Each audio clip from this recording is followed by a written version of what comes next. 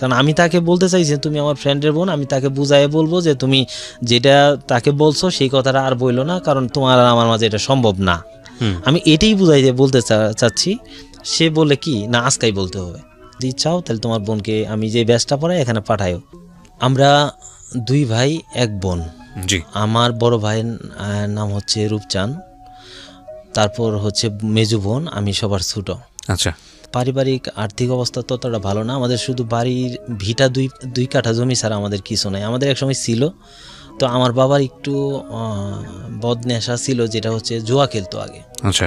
সে কারণে আমাদের সংসারের মধ্যে অভাব লেগেই থাকতো। এটা সব ফ্যামিলিতে যাদের গার্ডিয়ানরা এরকম হয়, এরকম থাকে। তো আমি ছোটোবেলা যখন একটু বুঝতাম তখন থেকেই কষ্ট কী জিনিস আমি অনুভব মানে ফ্যামিলি থেকে এটা পাচ্ছি। তো আমার বড় ভাই যখন ক্লাস 5-এ পড়ে, তখন বড় ভাইকে আসলে পড়ালেখা করানোর মতো অবস্থা ছিল না, বিধেই বড় ভাইকে অন্যের জুয়েলার্সের দোকানে কাজ শেখার জন্য দিছে। তো এটা বড় ভাই ওখান থেকেও পরে ক্লাস 7 পর্যন্ত পড়ালেখা করছে কাজ করার পাশাপাশি। জি। তারপরে আমার যে বোন আছে, আমার বোন যখন ক্লাস 3-তে পড়ে, এটা আসলে অবিশ্বাস্য, যেটা মানে বর্তমান যুগের জন্য না, ক্লাস 93-তে। তো ক্লাস 3-তে পড়ে আমাদের পাশের গ্রামে, মানে একই গ্রামের, তো আমার যে ভগ্নিপতি, তো তাদের কাছে আমরা বিয়ে দেব না। আমরা আমাদের বংশটা ক্লাস 3-তে পড়া অবস্থায়, ক্লাস 3-তে পড়া, আমরা বিয়ে শাদী দেব না। তো আমার বোন অনেক মোটামুটি সুন্দরী ছিল, তো তারা আমাদের বংশগতভাবে আমাদের একটু আছে, মোটামুটি প্রভাব আছে। তো যে বিয়ে করবে তার 2টা সৎ ভাই আছে, বাড়ির পাশেই থাকে, কিন্তু আমার ভগ্নিপতি একাই। আচ্ছা। তো আমার ভগ্নিপতি আবার তখন ক্লাস 10-এ পড়ে, আমার বোন পড়ে ক্লাস 3-তে, সে পড়ে 10-এ। আচ্ছা। ক্লাস 10-এ। তো তার বাড়িতেও লজিন মাস্টার, তার তখনও লজিন টিচার আছে, তার বাড়িতে থাকে। ওই অবস্থায় তারা বিয়ে করাবে। আমি তখন ছোট, তো মানে ততটা বুঝি না আর কি। তো হঠাৎ করে তারা আইসা আমাদের বাড়িতে বিয়ের প্রস্তাব দিয়েছে এবং বিয়ে করাই নিয়ে যাবো। এটা আমাদের কেউ রাজি না, এটা কোনোভাবেই সম্ভব না। পরে আমার যে তালই ছিল, সে বলছে ঠিক আছে, সময় যখন হবো তখন নিয়ে যাবো, আপাতত বিয়েটা হোক। আমরা রাজি না। পরে আমার তালই ইচ্ছাকৃতভাবে 10 কাঠা জমি আমার বোনের নামে এবং 10 কাঠা জমি আমার ভগ্নিপতির নামে 1 বিঘা জমি লিখে দিল এবং বিয়ে সেইভাবে করাই নিয়ে গেল। কিন্তু আমার বোনকে আমরা যাইতে দিই না। আমার বোন ক্লাস 9 পর্যন্ত পড়ালেখা করছে, কিন্তু ক্লাস 7 পর্যন্ত যখন পড়ছে তখন আমরা উঠাই দিয়েছিলাম আর কি। এত আমাদের ওখানেই ছিল। ওকে। তো তো আমার বাবা কাঠের ব্যবসা করতো অ্যাকচুয়ালি। গ্রামে যে কাঠের ব্যবসাগুলা করে, যে কেউ কাঠের অর্ডার দিলে যে আমার কিছু কাঠ লাগবে, কেউ কন্ট্রাক্টরের অর্ডার দিলে, এরকম মোটামুটি ব্যবসা ভালোই করতো। টাকা পয়সা হইলেই উনি সব সময় টাকা হইলেই জুয়া খেলতো। আচ্ছা। তো তখন আর সংসারের দিক বা আমার, এগুলো কি আপনি মানে দেখেছেন নিজের চোখে না শুনেছেন এই গল্পগুলো? আমি দেখেছি, অনুভব করছি। কত বছর বয়সের গল্প আপনার এটা? তখন আমি তখন ক্লাস 4-5-এ পড়ি তখন। ও এর মধ্যে 94-এ আমার বড় ভাই বিয়ে করলো। 94-এই। আমার বড় ভাইয়ের বয়স কিন্তু তখন বেশি না। আসলে কেন জানি এই বিয়েগুলা হয়েছে, আমি এখন অনুভব করি যে মানে এত অল্প বয়সে কেন বিয়েগুলা হয়েছে। 94-এ তখন আমি ক্লাস 4-এ পড়ি। তো বড় ভাই অন্যের দোকানে তখনও কাজ করে, তখনও নিজে দোকান দেয়নি আর কি। তো এই অবস্থায় আমাদের সংসার চলে। তো আমার বড় ভাই তখনকার মোটামুটিভাবে সংসারের এইগুলা হাল ধরছে, যতটুক পারে দেয়। তো আমার বাবার দিক থেকে কেমন, বাবা আমাদের জামালপুর সদরে কিছু পাথালিয়া নামে একটা এলাকা আছে, তারা সুদের ব্যবসা করে, তাদের বেশিরভাগই লোক সুদি টাকা লাগা। তো তারা প্রভাব বিস্তার করে কিভাবে, যে আমাদের থানা লেভেল থেকে ওইদিকে জামালপুরে যেতে হলে তাদের ওই দিক দিয়ে যেতে হবে এবং তাদের একটা প্রভাব আছে, সেই কারণে তারা টাকাগুলা এদিকে মানে লাগায় আর কি। তারা আমার আব্বার কাছে টাকা পেত, তো প্রায় আইসা বাড়িতে বিভিন্ন বিশ্রী ভাষায় কথা বলে, তারপরে বলে উঠাই নিয়ে যাবে। তখন দৃশ্যগুলো ছোটোবেলা দেখতাম, আমার বাবাকে মানুষে উঠাই নিয়ে যাবে টাকার জন্য। এটা কেন এই ঋণ করে? আমার বাবা তো সংসারে অতটা দেয় না, আমার ভাই তো দেখতেছে কেন। তো এবং ছোট থেকে মনের মধ্যে একটা খালি পুষে যে এই লোকগুলা কেন বাবার সাথে খারাপ ব্যবহার করে বা এই করবে, তখন আপনি বুঝতেন না বিষয়টা? তখন ওইভাবে বুঝতাম না, খালি এইটুকু বুঝতাম যে টাকা পাবে, টাকা পেলে এই টাকা কি করে বাবা, এগুলো বুঝতাম না। তা আমাদের সংসারও ভালোভাবে চলে না, আর মা এমনভাবে বলে, তো তখন মনে হয় যে আর মানুষের বাবারে তো এটা বলে না, আমার বাবারে কেন এগুলা বলে, বা এগুলা একটা আস্তে আস্তে ওই লোকগুলার প্রতিও একটা খুব জেদ আসে, আমার বাবাকে উঠাই নিয়ে যাবে এইভাবে কথা বলে, মা তুইলা কথা বলে, বিভিন্ন ধরনের কথা বলে, এগুলা দেখতাম, খুব খারাপ লাগতো। তো দেখা গেছে সংসারে বাজার লাগবে, আমরা তো চাউল থেকে শুরু করে সব কিনা খাই, বাজার লাগবে, বাজারে গেছি, যাওয়ার পরে বাবা নাই, যেখানে যে মিলে কাজ করে আর কি, যে সো মিলে যে ব্যবসাটা করে, সেই সো মিলে যায় জিগাইতাম যে আরও যে বাবার সাথে লোকলা আমার আব্বাকে দেখছেন, বললো যে তোমার আব্বা তো নাই। তো অনেকে বলে যে তুমি যাই দেখো হিলিমের ঘরে, হিলিমের ঘর মানে আমাদের থানায় একটা হিলিমের ঘর নামে একটা ঘর আছে, সেই ঘরে জুয়া খেলা চলে। তো ওখানে যাইতাম, যায় সেরা আমার বাচ্চা পোলাপান দেখে আমাকে ঢুকতেও দিত না, এই 10-12 বছরের বাচ্চা, হ্যাঁ, ঢুকতে দিত না। তো কোনোভাবে দেখতাম যে আমার আব্বারে দেখতে আসছি বা আব্বার কাছে আসছি, তোমার আব্বার নাম কি, রশিদ, যায় সেরা খুঁজতাম, খুঁজে সুজে দেখতাম যে পয়সা আছে বা জুয়া খেলতেছে বা এই অবস্থায়, টাকা থাকলে কোনো মতে দিয়ে দিছে, ঠিক আছে নিয়ে যাও, আর যদি টাকা না থাকছে খুব খারাপ বিহেভ করছে এবং মানুষের সামনে খুব খারাপ লাগছে। তাই সে বলছি টাকা নাই, দেখা গেছে চাউলও কিনে নিয়ে আসছি, মা অন্যের বাড়ি থেকে ধার করে হয়তো ভাত রান্না করছে, এইভাবেই চলছে। তো আবার এইভাবে চলতে চলতে যখন কিছুদিন মানে কয়েক বছর এইভাবে গেল, যাওয়ার পরে যখন আমার মানে কিছু স্মরণীয় ঘটনা বলি, যেমন আমি ক্লাস 7-এ যখন পড়ি, তখন আমার মানে প্রতি মাসে যে একটা স্কুলের ফিস বা বেতন দেওয়া হয়, এটা দিতে পারতো না আমার ফ্যামিলি, বা ওইভাবে ছিল না। তো দেখা গেছে বছর শেষে একবারে 800, 900, 700 টাকা জমছে, তখন যে টাকাটা দিবে একবারে মানে বেশি টাকা সেটা দিতে পারতেছে না, এর মানে পরীক্ষা দেওয়া হবে না। তা আমাদের গ্রামে আবার কিছু রিক্সাওয়ালা আছে, ডাকাতে রিক্সা চালায়, যায় বলে যে কি আমার মাকে বলে আমার বাবাকে বলে কি করবা তাকে দিয়ে দাও, আমরা ঢাকা নিয়ে যাই, যাই কোনো গার্মেন্টসে বা কিছু ঢুকাই দেবো। মানে আপনাকে বলতো? আমাকে বলতো না, আমাকে আমি তো অতটা বুঝি না, আপনাকে নিয়ে যাওয়ার জন্য গার্ডিয়ানকে অফার দিত, গার্ডিয়ানরা বলতো আচ্ছা দেখি কি করা যায়। হ্যাঁ, তারা আবার কথা বলতো, আমি ভাবতাম যে একসাথে সবাই খেলি, সবাইকে রাইখে ঢাকা যাবো আমি, তারা থাকবে তাদের বাড়িতে মানে খেলাধুলা করে, তাদের বাবা মার কাছে থাকবে, আর আমার এই বয়সে যায় সেটা ঢাকা শহরে ই করতে হবে। এগুলা খালি শুনতাম আর অনুভব করতাম যে আমার জীবনটা মানে কেমন জানি কতটাও তো অনুভব করার মতো ই নাই। তো এইভাবে পরে যখন আমি ক্লাস 7-এ পরীক্ষাটা না দিতে পারতেছি, তখন আমার বড় ভাইয়ের একটা সাইকেল ছিল, সেই সাইকেলটা বিক্রি করে দিল বড় ভাই, দিয়ে আমার পরীক্ষার ফিস সব কিছু দিছে, আমি দিলাম। দেওয়ার পরে যখন আমি ক্লাস 9-এ পড়ি, তখন এই ধরনের অফার আরও বেশি দেয়। এরা ঢাকা থেকে যায়, তারা রিক্সা চালাই যায়, সেরা বলে তোমার ছেলেরা দাও ঢাকা শহরে গার্মেন্টসে দিন, বা একটা কিছু করলেই তো প্রতি মাসে 1500, 2000 বা 3000 পাবো, ওই সময়টার কথা আর কি। তো লুপ দেয় আর কি, এইভাবে কথা বলে। আমি তাদের বললাম যাই আমি কি করব, বলে কি যে ওখানে অনেক টাকা কামানো যায়, ওখানে যাই এটা করবা এটা করবা। তা আমার পড়ালেখার প্রতি আস্তে আস্তে না আমার কেমন জানি একটা আসে যে এগুলা কথা বললে ভালো লাগে না এই স্টুডেন্ট অবস্থায়। যখন ক্লাস 9-এ পড়ি আমি, ওই 9-এর যে বার্ষিক পরীক্ষার এই টাকাটা দিব, এই টাকাটা দেওয়ার মতো নাই, বাবা তো দিতেই আছে না বা দিতে পারতেছে না, কোনো বাবা দিতে পারতেছে না। তো দেখা গেছে বড় ভাই সংসার চালা, পুরা সংসার বড় ভাই চালাইতেছে, আচ্ছা, আবার বাবা ঋণও দিচ্ছে বড় ভাই, এবং বাবা ঋণের জন্য আমার বড় ভাইকে যায় সেই ঋণদার এগুলা বলে তুই যদি টাকা তোর বাবা না দেস তোর বউকে দে, এইভাবে পর্যন্ত কথা বলছে আমার বড় ভাইকে আমার চোখের সামনে। তখন কেমন লাগছে এটা আসলে বুঝাইতে পারবো না, এই জিনিসগুলো আমার বাবা কখনোই অনুভব করে নাই। তারপরে ক্লাস 9-এ যখন না দিতে পারতেছিল মানে টাকা গার্ডিয়ানে, পরে আমার বড় ভাই বলল যে এক কাজ করি, আমাদের ঘরে তো একটা খাট আছে, খাটটা বানাইছিল বড় ভাই অনেক শখ করে, বড় ভাই সে খাটটা বিক্রি করে দিছে, দিয়া খুব সম্ভবত 1100 না 1200 টাকা জমছিল, সেই টাকাটা দিছে। দেওয়ার পরে এইভাবেই চলতেছি ক্লাস 9-এ। তখন আমরা 10-এ পড়ি, 10-এ পড়া অবস্থায় আমাদের এলাকায় একটা ক্লাব আছে, আচ্ছা, তো ওই ক্লাবের জমি আগে দিছিল এক যে দাতা নাম হল মতিমুল্লাহ, উনি জমি দিছিল। পরবর্তীতে আমাদের প্রায় 3-4 বছর ক্লাবটা ছিল না, তা আমরা আবার ক্রিকেট খেলতাম, ফুটবল খেলতাম। তো এলাকার বড় ভাই সব মিলে আমরা 40-50 জন মিলে একটা ক্লাবের মানে সংগঠনের লোক, আমার সিনিয়র থেকে জুনিয়রদের মধ্যে সব আমরাই আর কি, আমার বেসের। তো এই ক্লাব দিবে না তারা, মানে গড় উঠাইতে দিবে না ওই জায়গাটা, ওটা যদিও সরকারি জায়গা, তো তারা উঠাইতে দিবে না, তাদের পাশে জায়গা আছে। এক পর্যায়ে তাদের প্রভাব ছিল, তারা মানে এলাকায় মোটামুটি তাদের বংশটা অনেক বড়, তো তারা লাঠি সুটা নিয়ে দৌড়ায় আসছে আমাদের উপর অ্যাটাক করতে। আমরা তো আসলে 10 বাপের 10 ছেলে, এখানে ক্লাব তা আমরাও ইচ্ছে মতন তাদেরকে মানে গণধোলাইয়ের মতো মায়ের দিছি যেমনি পারছি। তো তারা ওই অবস্থায় গেছে থানা তো আমাদের ওখান থেকে 1/2 কিলো দূরে। থানায় যায়, সাথে সাথে পুলিশে পিক আপ নিয়ে আসছে, আমরা আবার কেউ দৌড় দেয়নি যে অবস্থায় ছিলাম। পরে থানা থেকে আইসা বলছে যে তোমরা এগুলা করছো, বলছি যে এই জমি আমাদের ক্লাব অনেক আগে থেকেই, তো তারা মাঝখানে কিছুদিন ছিল না, এখন আমরা নতুন করে উঠাইতে চাচ্ছি, তারা দিতেছে না। পরে বলল যে না, তোমরা ক্লাব এখানে করতে পারবা না। তো এগুলা আসলে নেতা পর্যায়েও চলে গেছে, কিন্তু তারা টাকা দিয়ে মামলা করলো। এই মামলায় আমাদের প্রায় 40 জনকে আসামি করছে এলাকার। তো আমরা তো প্রথম মামলা খাইছি আতঙ্কে। স্টুডেন্ট লাইফ, ক্লাসে পড়েন তখন? ক্লাস 10-এ পড়ি। ক্লাস 10-এ পড়েন, ওকে।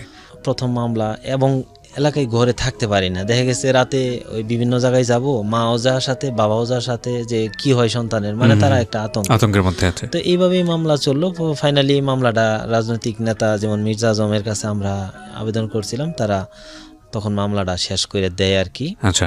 তো আমি যখন এসএসসি পরীক্ষা দিব, তখন ওই সেম অবস্থা, যে আমাদের আর্থিক অবস্থা এই না। তখন আমার ভাই তো আসলে জুয়েলার্সের কাজ করে, দেখা গেছে ভাবিকে শখ করে কানের দুল বানিয়ে দিছিল আর কি। তো পরীক্ষায় ফর্ম লাভ করবো, এই টাকা পাই না, মানে সবার ফর্ম লাভ করা শেষ, লাস্ট দিন, এবং দিনের 1টা বাজে, আমার টাকা নাই, কোনো প্রিপারেশন নাই। পরে ভাইয়ের কাছে গেলাম, ভাই আমি কি পরীক্ষা দেবো না?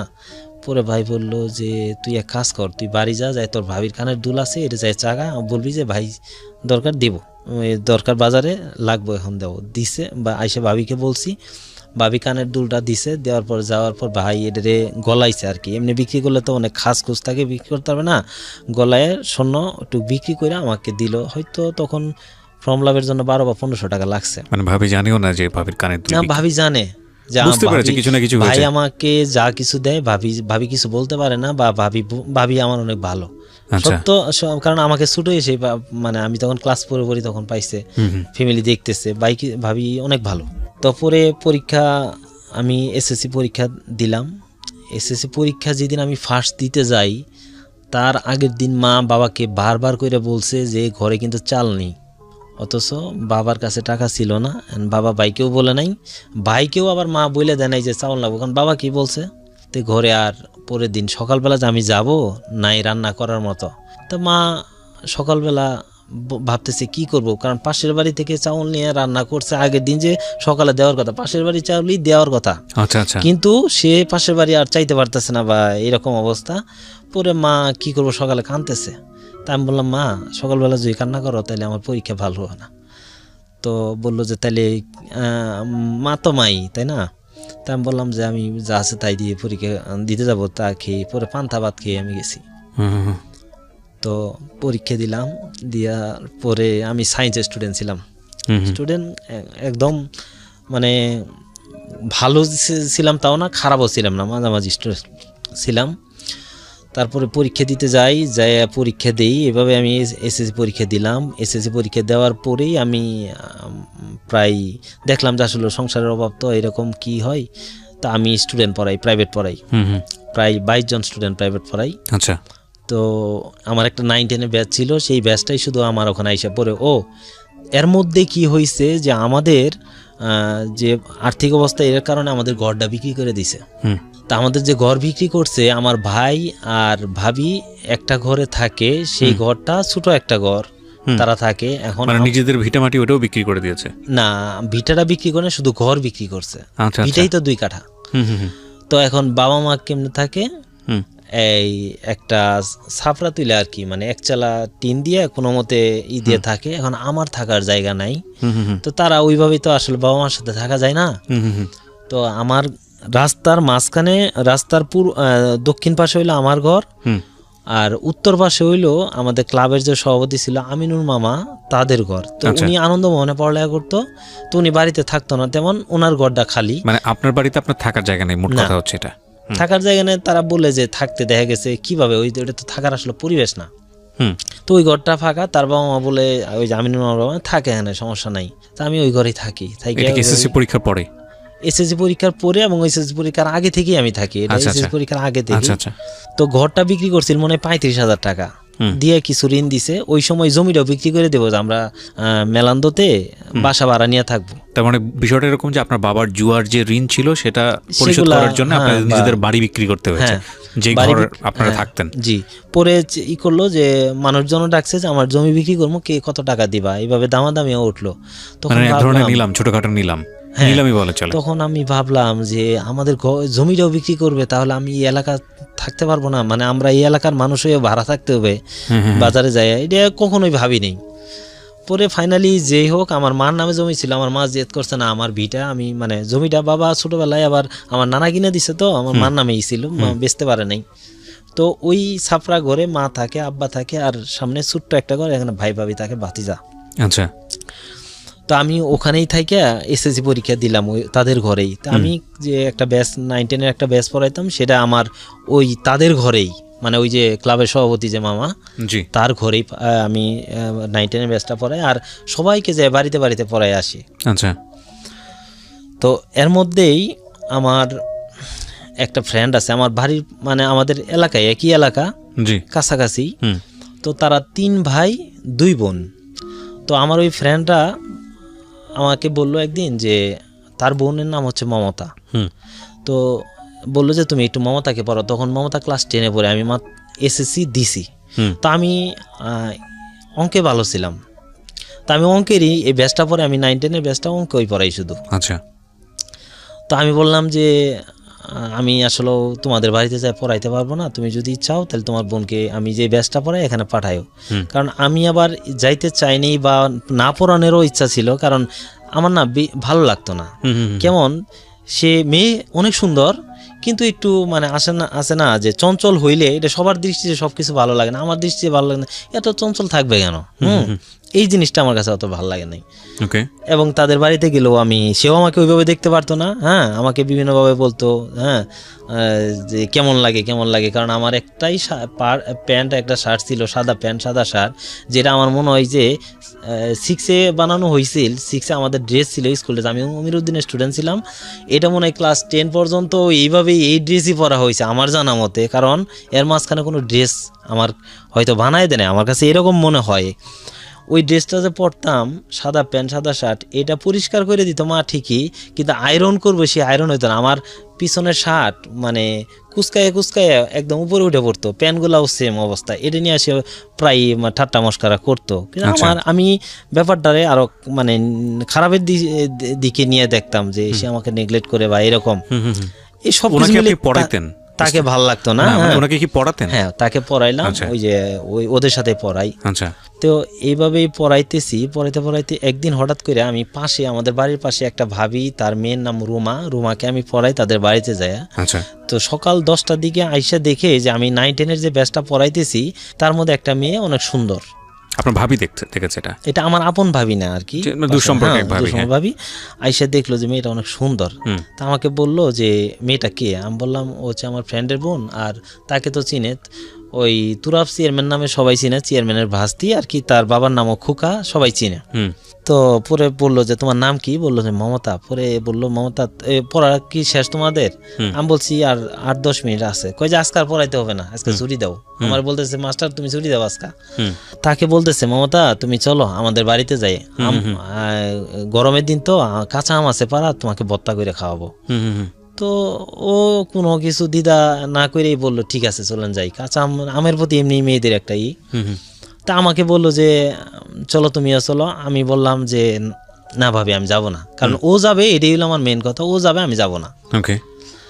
তো এরপরও সে জোর করে নিয়ে গেল, যাওয়ার পর আম ভর্তা বানায় দিল, সে আবার আগায় দিয়ে গেছে। তো সে তার বাড়ি গেছে, আমি আমার বাড়ি গেছি। তো তারপরের দিন সে ইচ্ছে করেই ওই ভাবির ওখানে গেছে, আবার প্রাইভেট পইরা সাইরা গেছে। যায় সাইরা তার সাথে কি আলাপ করছে আমি জানি না। এখন সন্ধ্যায় গেছি আমি পড়াইতে, ভাবি বলে যে তোর ছাত্রী তো তোকে ভালোবাসে। আমি বললাম কি বলেন, আমি তাকে মানে মোটেও পছন্দ করি না। কই এত সুন্দর মেয়ে তুই পছন্দ? আমার না, সুন্দর ঠিক আছে, কিন্তু তার আচার ব্যবহার আমার ভালো না, আমি লাইক করি না। কয় না, সে তোর অনেক ভালোবাসে। তো আবার তাকে নাকি বলতো যে আমি তাকে ভালোবাসি, এটা তাকে বলতে পারি না, ভাবিকে যায় বলছি।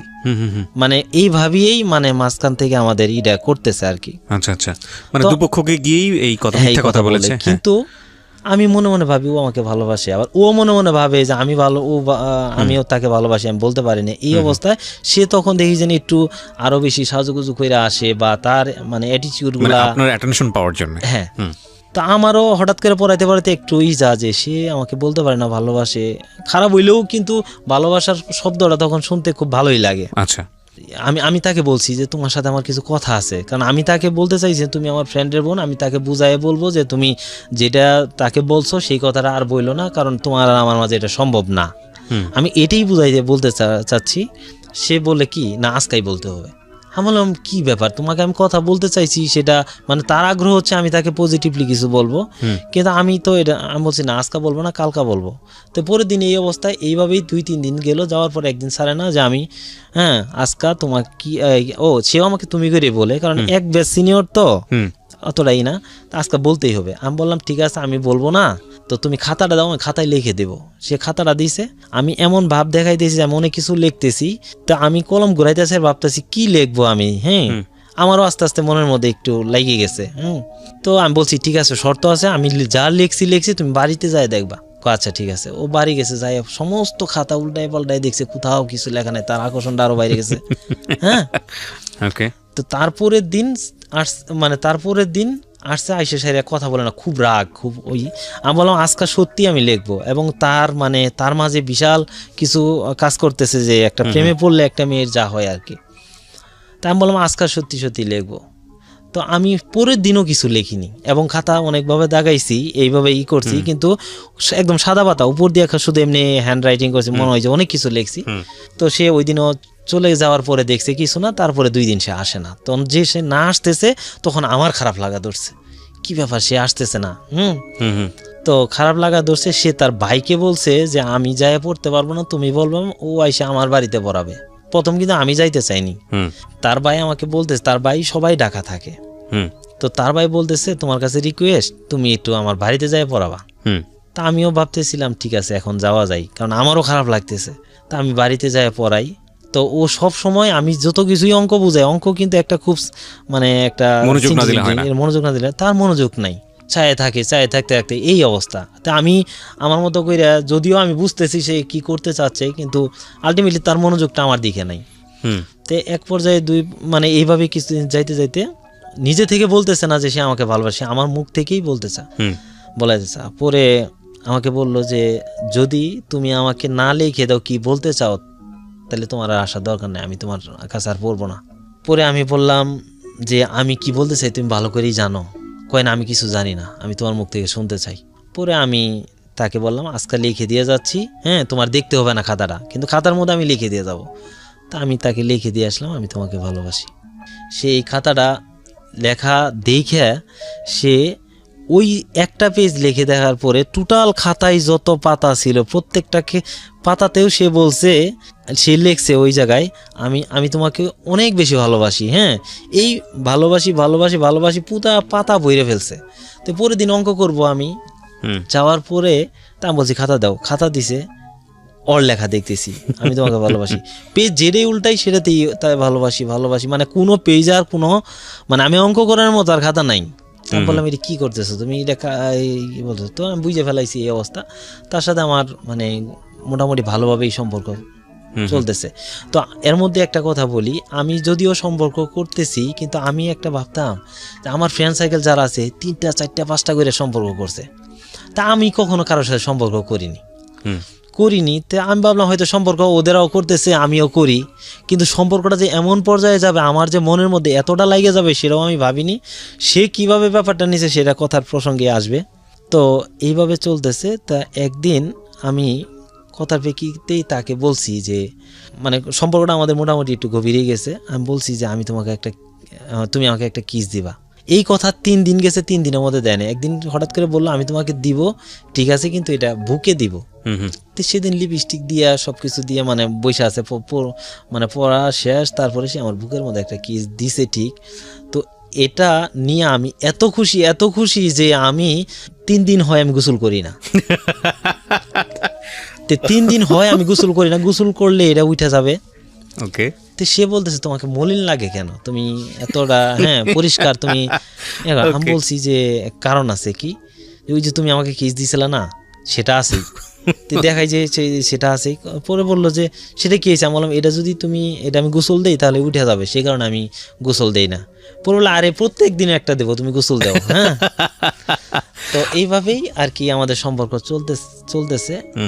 তো পরে সম্পর্ক চলতেছে। তো ও যেমন সকালে ওরা আমি পড়াইতাম সন্ধ্যায়, সাধারণত তখন সকালে পড়ান বাদ দিয়ে আমি সন্ধ্যায় পড়াই।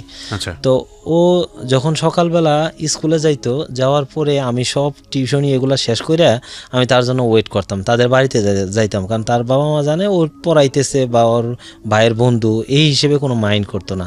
তা আমি এক সময় দেখে গেছে থাকতে তাদের মানে যেটা বাইরের বাড়ি যেটা বলে আর কি, মানে যেটা ঘরের সামনে, ওখানে একটা টং ছিল, দেখা গেছে বসে থাকতে একদম ঘুমাই গেছি। ও স্কুল থেকে আসছে, আসে স্যার আমাকে ডাকছে, ডেকে বলছে তুমি বাসায় যাও, তুমি এখনো, মানে তার জন্য তাকে আসবো, তাকে আমি দেখবো, তারপরে এই।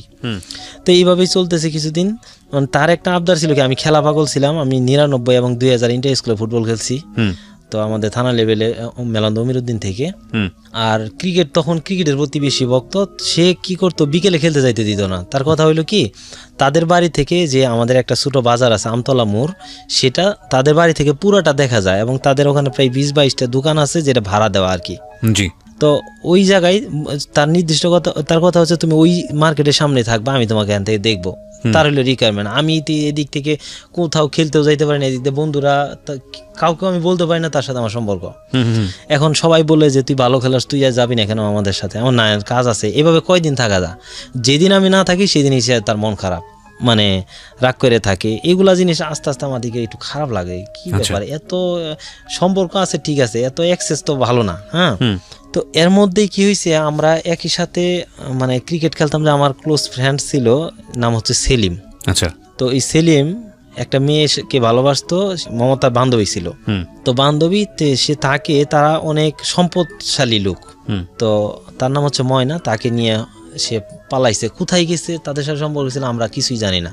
তো তার বিনিময়ে প্রথম নারী নির্যাতন মামলা খাই আমি, আমাকে এবং রাজ্জাক, আমার আরেকটা বেস্ট ফ্রেন্ড রাজ্জাক এবং এই সেলিম, এই তিনজন আপনাদেরকে সন্দেহ করে নারী নির্যাতন মামলা দেয়। কিন্তু ও কোথায় নিয়ে গেছে গা ওই মেয়েকে আমরা জানি না, কিছুই জানি না। তো ও নিয়ে গেছে ঠিকই, মেয়েকে নিয়ে গেছে গা। তো তার বাবা ছিল বিডিআর এ চাকরি করতো তখনকার, তার বাবার নামও দিছে আর কি। তো তার বাবা তখন পোস্টিং ছিল চুয়াডাঙ্গায়। তো সে নিয়ে খুব সম্ভবত চুয়াডাঙ্গায় চলে গেছে।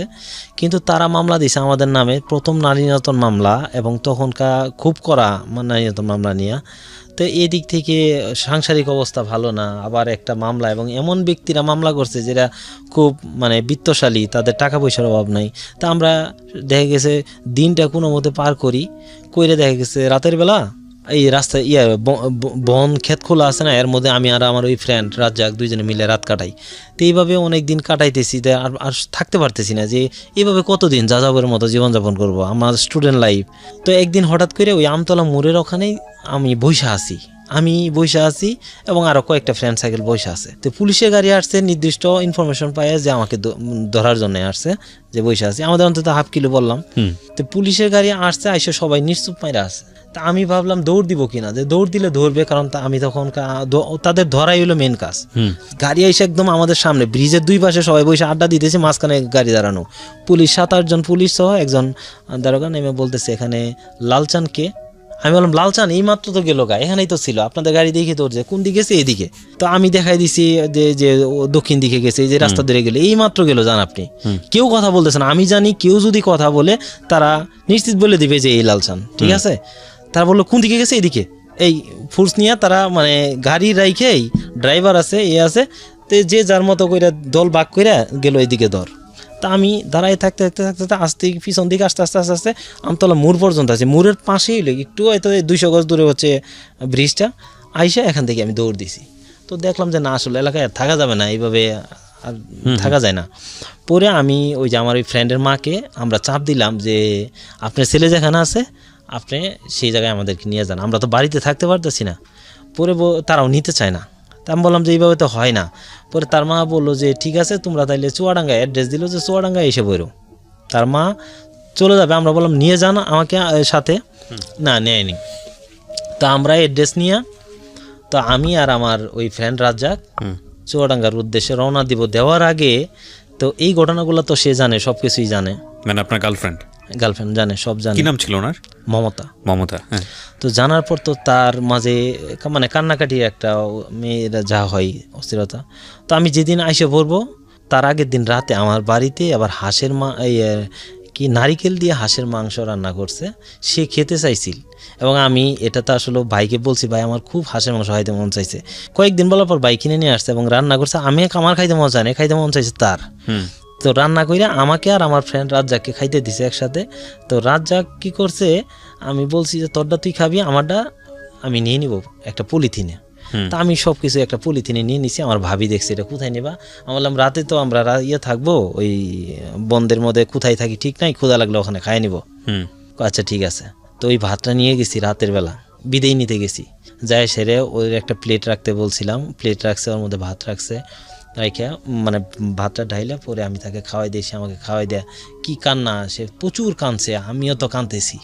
তো এই অবস্থায় তার কাছ থেকে আমি বিদায় নিলাম, নিয়ে আমি চলে গেলাম চুয়াডাঙ্গায়। পরের দিন সকালে ঢাকা আসছি। আমি তো ঢাকা চিনি না, আমার যে সাথে রাজ্জাক সে আবার মোটামুটি ঢাকা আসছে, তার বাবার বসুন্ধরা থাকতো, সে সবই চিনে।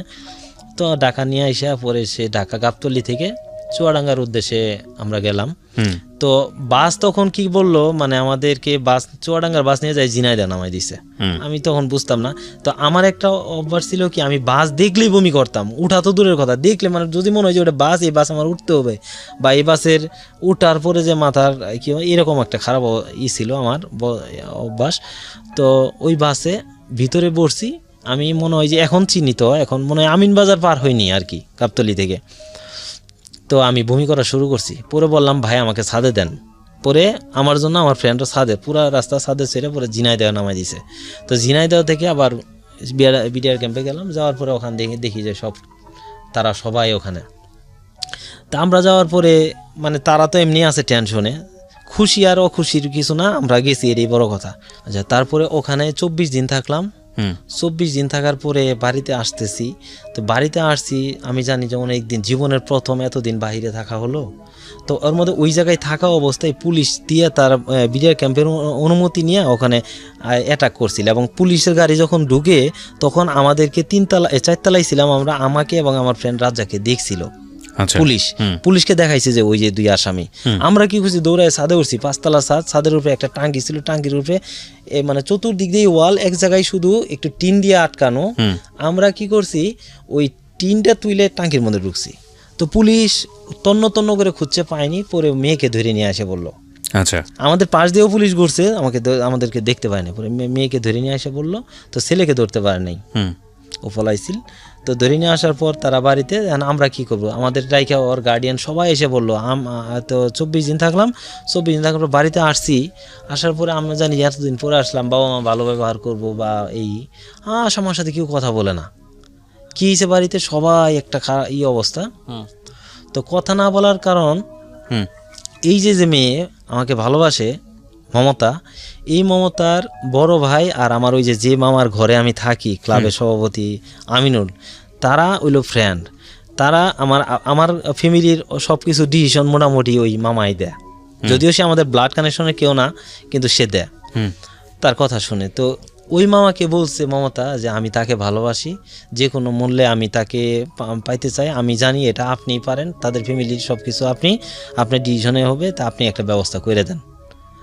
তো বলছে যে তুই ছোট বোন, কি বলবো তুই এই কথাগুলো বলতেছস, ওই ছেলেটার কি অবস্থা তুই জানোস, ছেলেটার তো বাড়ির তেমন অবস্থা নাই, আর ও তো কি অবস্থায় একটা স্টুডেন্ট, তুই বিয়ে করতে চাস, কি বলস, পাগল নাকি? ইতিমধ্যে 2টা মামলা নিয়ে দৌড়াচ্ছে। হ্যাঁ, তারপরে সে এটা বলছে, বইলে এই মামা এসে বাড়িতে সব বলছে। বলার পরে আমার ভাই তো বলতে, এত কষ্ট করে পড়ালেখা করাইতেছি আর তুই এই তার সাথে সম্পর্ক করছস, তা নাহলে এই মেয়ে আসতে চাই, মানে মেয়ে কীভাবে ধরছে তাকে। তখন আমাকে আর পড়ালেখা করাবে না। আমি বললাম আল্লাহ, এই অবস্থায় যদি পড়ালেখা বন্ধ হয়ে যায় কি করব?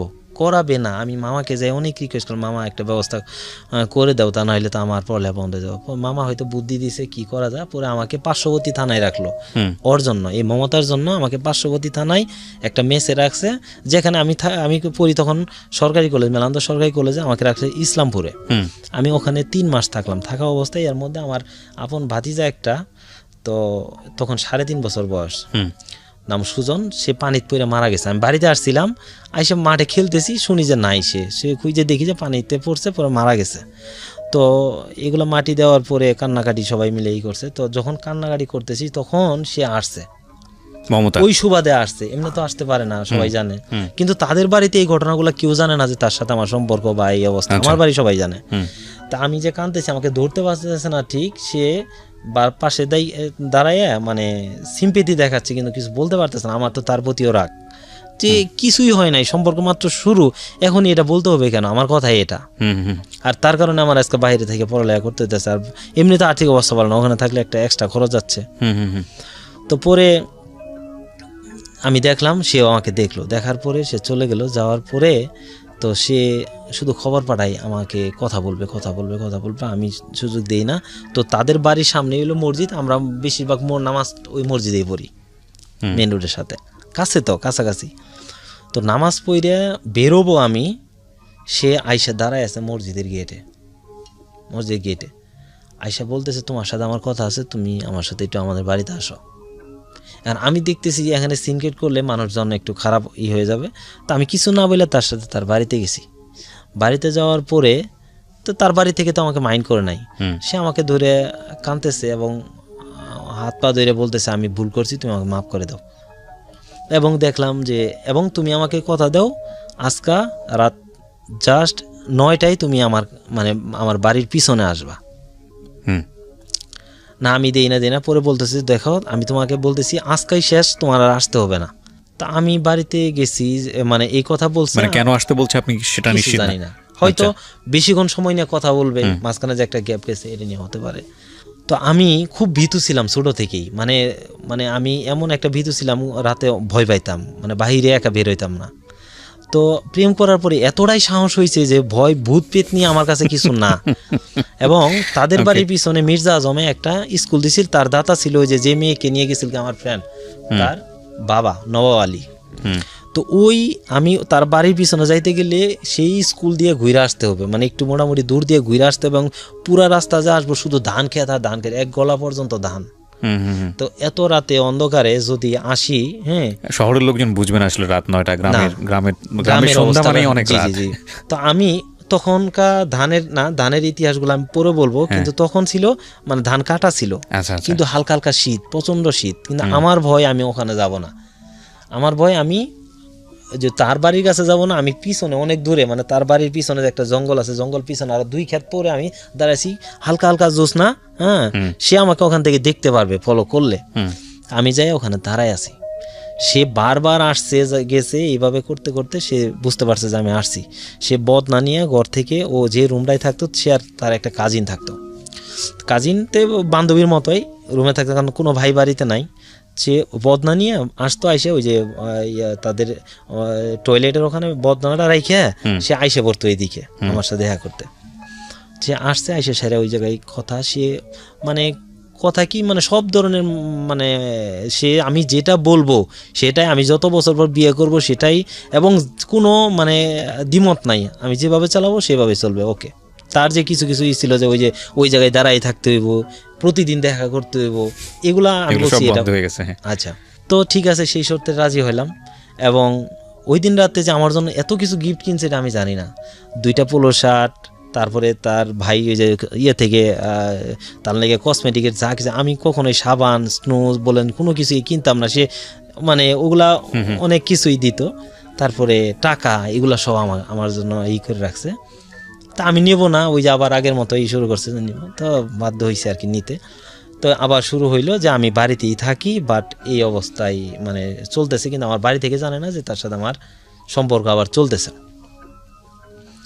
তো এই অবস্থায় চলতে তো তার একটা মানে তার যে চাচা আছে, চেয়ারম্যান ছিল তখন, তুরাব চেয়ারম্যান, তার অনেক প্রভাব ছিল, সে দিদার বাসা তাদের সাথে চলাফেরা করতো, আমাদের এলাকায় নেতা।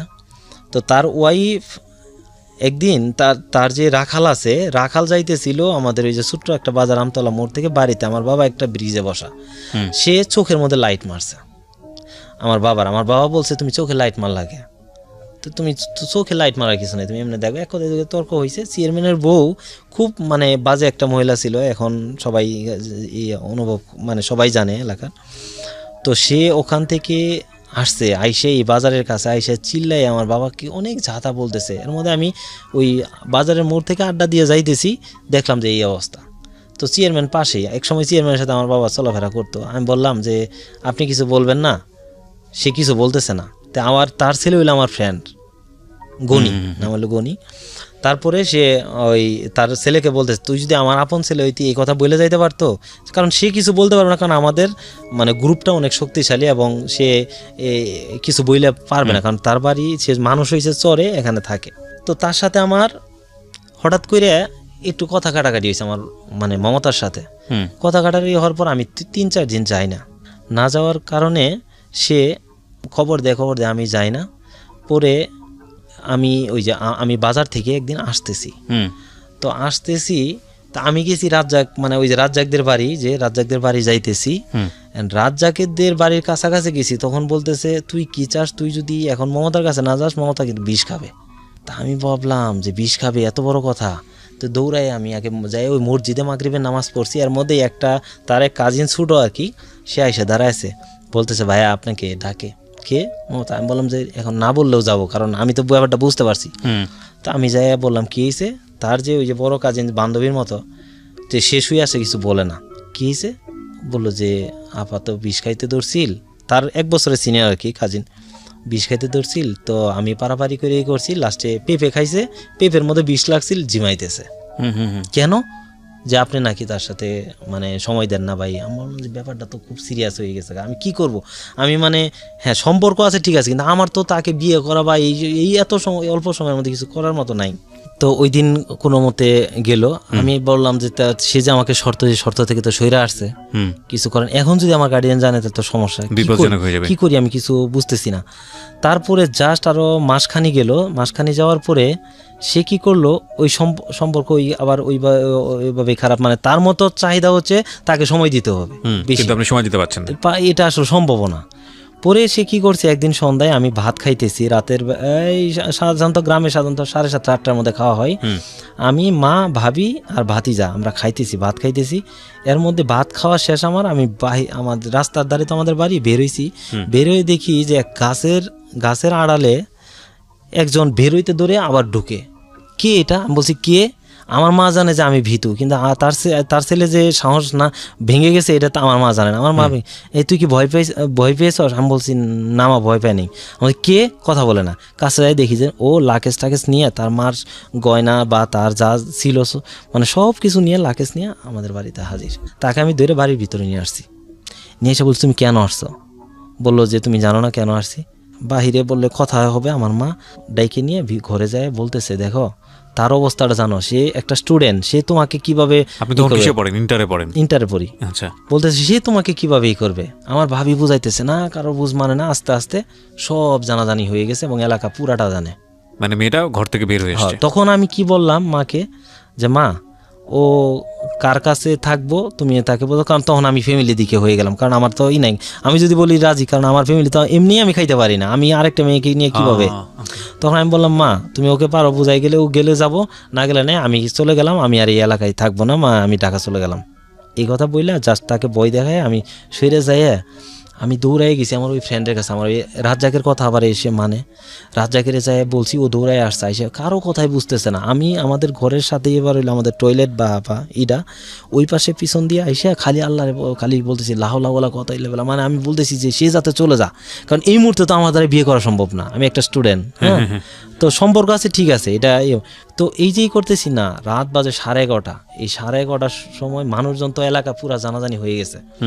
তো তার চাচা চেয়ারম্যান, তার বাবা একবার আসছিল, এসে মারতে গেছে না জানিস, তাকে 4-5 জন মহিলা নিয়ে আসতে বলছে, সবাইকে কামড়ায় একাকার করে বলছে, ঘর থেকে তাকে বের করতে পারে না, এবং সে বলছে আমাকে বের করলে আমি কিন্তু আত্মহত্যা করবো। একই কথা, আসছে আমাকে বিয়ে করতে হবে বা বিয়ে করতে হবে। তো সেক্ষেত্রে আমার পরে যখন কেউ না বুঝছে, তার চাচা চেয়ারম্যান আসছে, আইসা সারে বললো দেখ মা ওর কাছেই আমি বিয়ে দিব, লালচানের কাছেই তোকে বিয়ে দিব, কিন্তু অনুষ্ঠানের মাধ্যমে, আমাদের তো একটা ইজ্জত আছে, তার মেয়ে আবার বিয়ে হয়েছে এইভাবে প্রেম করে। তো বলতেছে আসলে একটা ইজ্জতের ব্যাপার, তো আমি তোকে বিয়ে দেবো, আমি তোকে কথা দিলাম, তুই আমাকে বিশ্বাস কর, বিয়ে এইভাবেই হবে, ঠিক আছে। তে তার চাচা বুঝাইয়া ওই দিন নিয়ে গেছে। যাওয়ার পরে তো যায় সেটা ইচ্ছে মতন মায়ের বাড়িতে নিয়ে ইচ্ছে মতন মায়ের। তো সকাল হয়েছে, সকাল হওয়ার পরে মানুষ হিরিক লাগছে যে ওই বাড়ি ওই মেয়ে বেরিয়ে গেছিল তার ওখানে, এবং সবাই জানাজানি হয়েছে, এবং আমার ফ্রেন্ডরাও বিশ্বাস করতে পারতেছে না তুই তোর সাথে তার সম্পর্ক, কারণ আমি এটা গোপন রাখছি। তো সবাই যেই যা তাকে একই কথা বলে, শুধু এক কান্না যে আমি লালচানকে চাই, আমি কোনো কিছুই চাই না লালচানকে চাই। সবাই ভাবতেছে যে আমি ঔষধ করছি, মানে সবার একই ধারণা, এরকম পাগল হতে পারে না কোনো মেয়ের, ওষুধ করছি মানে কোনো কিছুই মানে না এক কথা। তো এই অবস্থায় আমি তো বাড়িতে থাকতে পারি না, কারণ আমার তো বুঝতে আছেন আমার ফ্যামিলির অবস্থা কি, আর আমাকে তো পড়ালেখার করাবে না, এই মেয়ের জন্য বাহিরে রাখছে, আবার এই সম্পর্ক। তো আমি কি করছি, সকালবেলা ব্রাশটা নিয়ে কোনো মতে ফ্রেন্ডে ওই যে ওই ঘরে থাইকা ব্রাশটা নিয়ে মানে আমি গেছি গিয়া মেলান্দ যে বাজারের ওখানে, পরে তাকে 4 দিন 5 দিন এইভাবে রাখছে। তার মাঝে মানে কোনো পাগলামি চায় না, কবিরাজ থেকে শুরু করে সব কিছু দেখান শেষ। তো তাকে নিয়ে যাবে, তার ভাই আসছে, তাকে নিয়ে তার ভাই তার বাবা রিক্সায় উঠাইয়া নিয়ে যাচ্ছে, মানে তার বাড়ি থেকে নিয়ে যাইতেছে। এটা অনেক মানুষই ফলো করতেছে, কারণ এরকম ঘটনা সবাই ওইদিকে যা দেখতে যা কৌতূহল। যখন এই বাজারের মোড়ে আসছে, ওই রিক্সা থেকে লাফ দিয়ে পড়ে গেছে, পড়ে আমাদের বাড়ির দিক দৌড় দিছে। তো ও দৌড় দিছে, পরে দৌড়ায় আবার ধরছে, ধরে তাকে নিয়ে চিটাং গেছে, সেই চিটাংয়ে থাকে। তো এই চিটাংয়ে তার ওখানে যে জীবনটা কাটছে সেভাবে আমাকে শর্টকাটে যেটা বলছে আর কি, যেটা আমি বলি। আচ্ছা, চিটাংয়ে নিয়ে যাওয়ার পর তাকে মাজারে বিভিন্ন জায়গায় নিয়ে গেছে।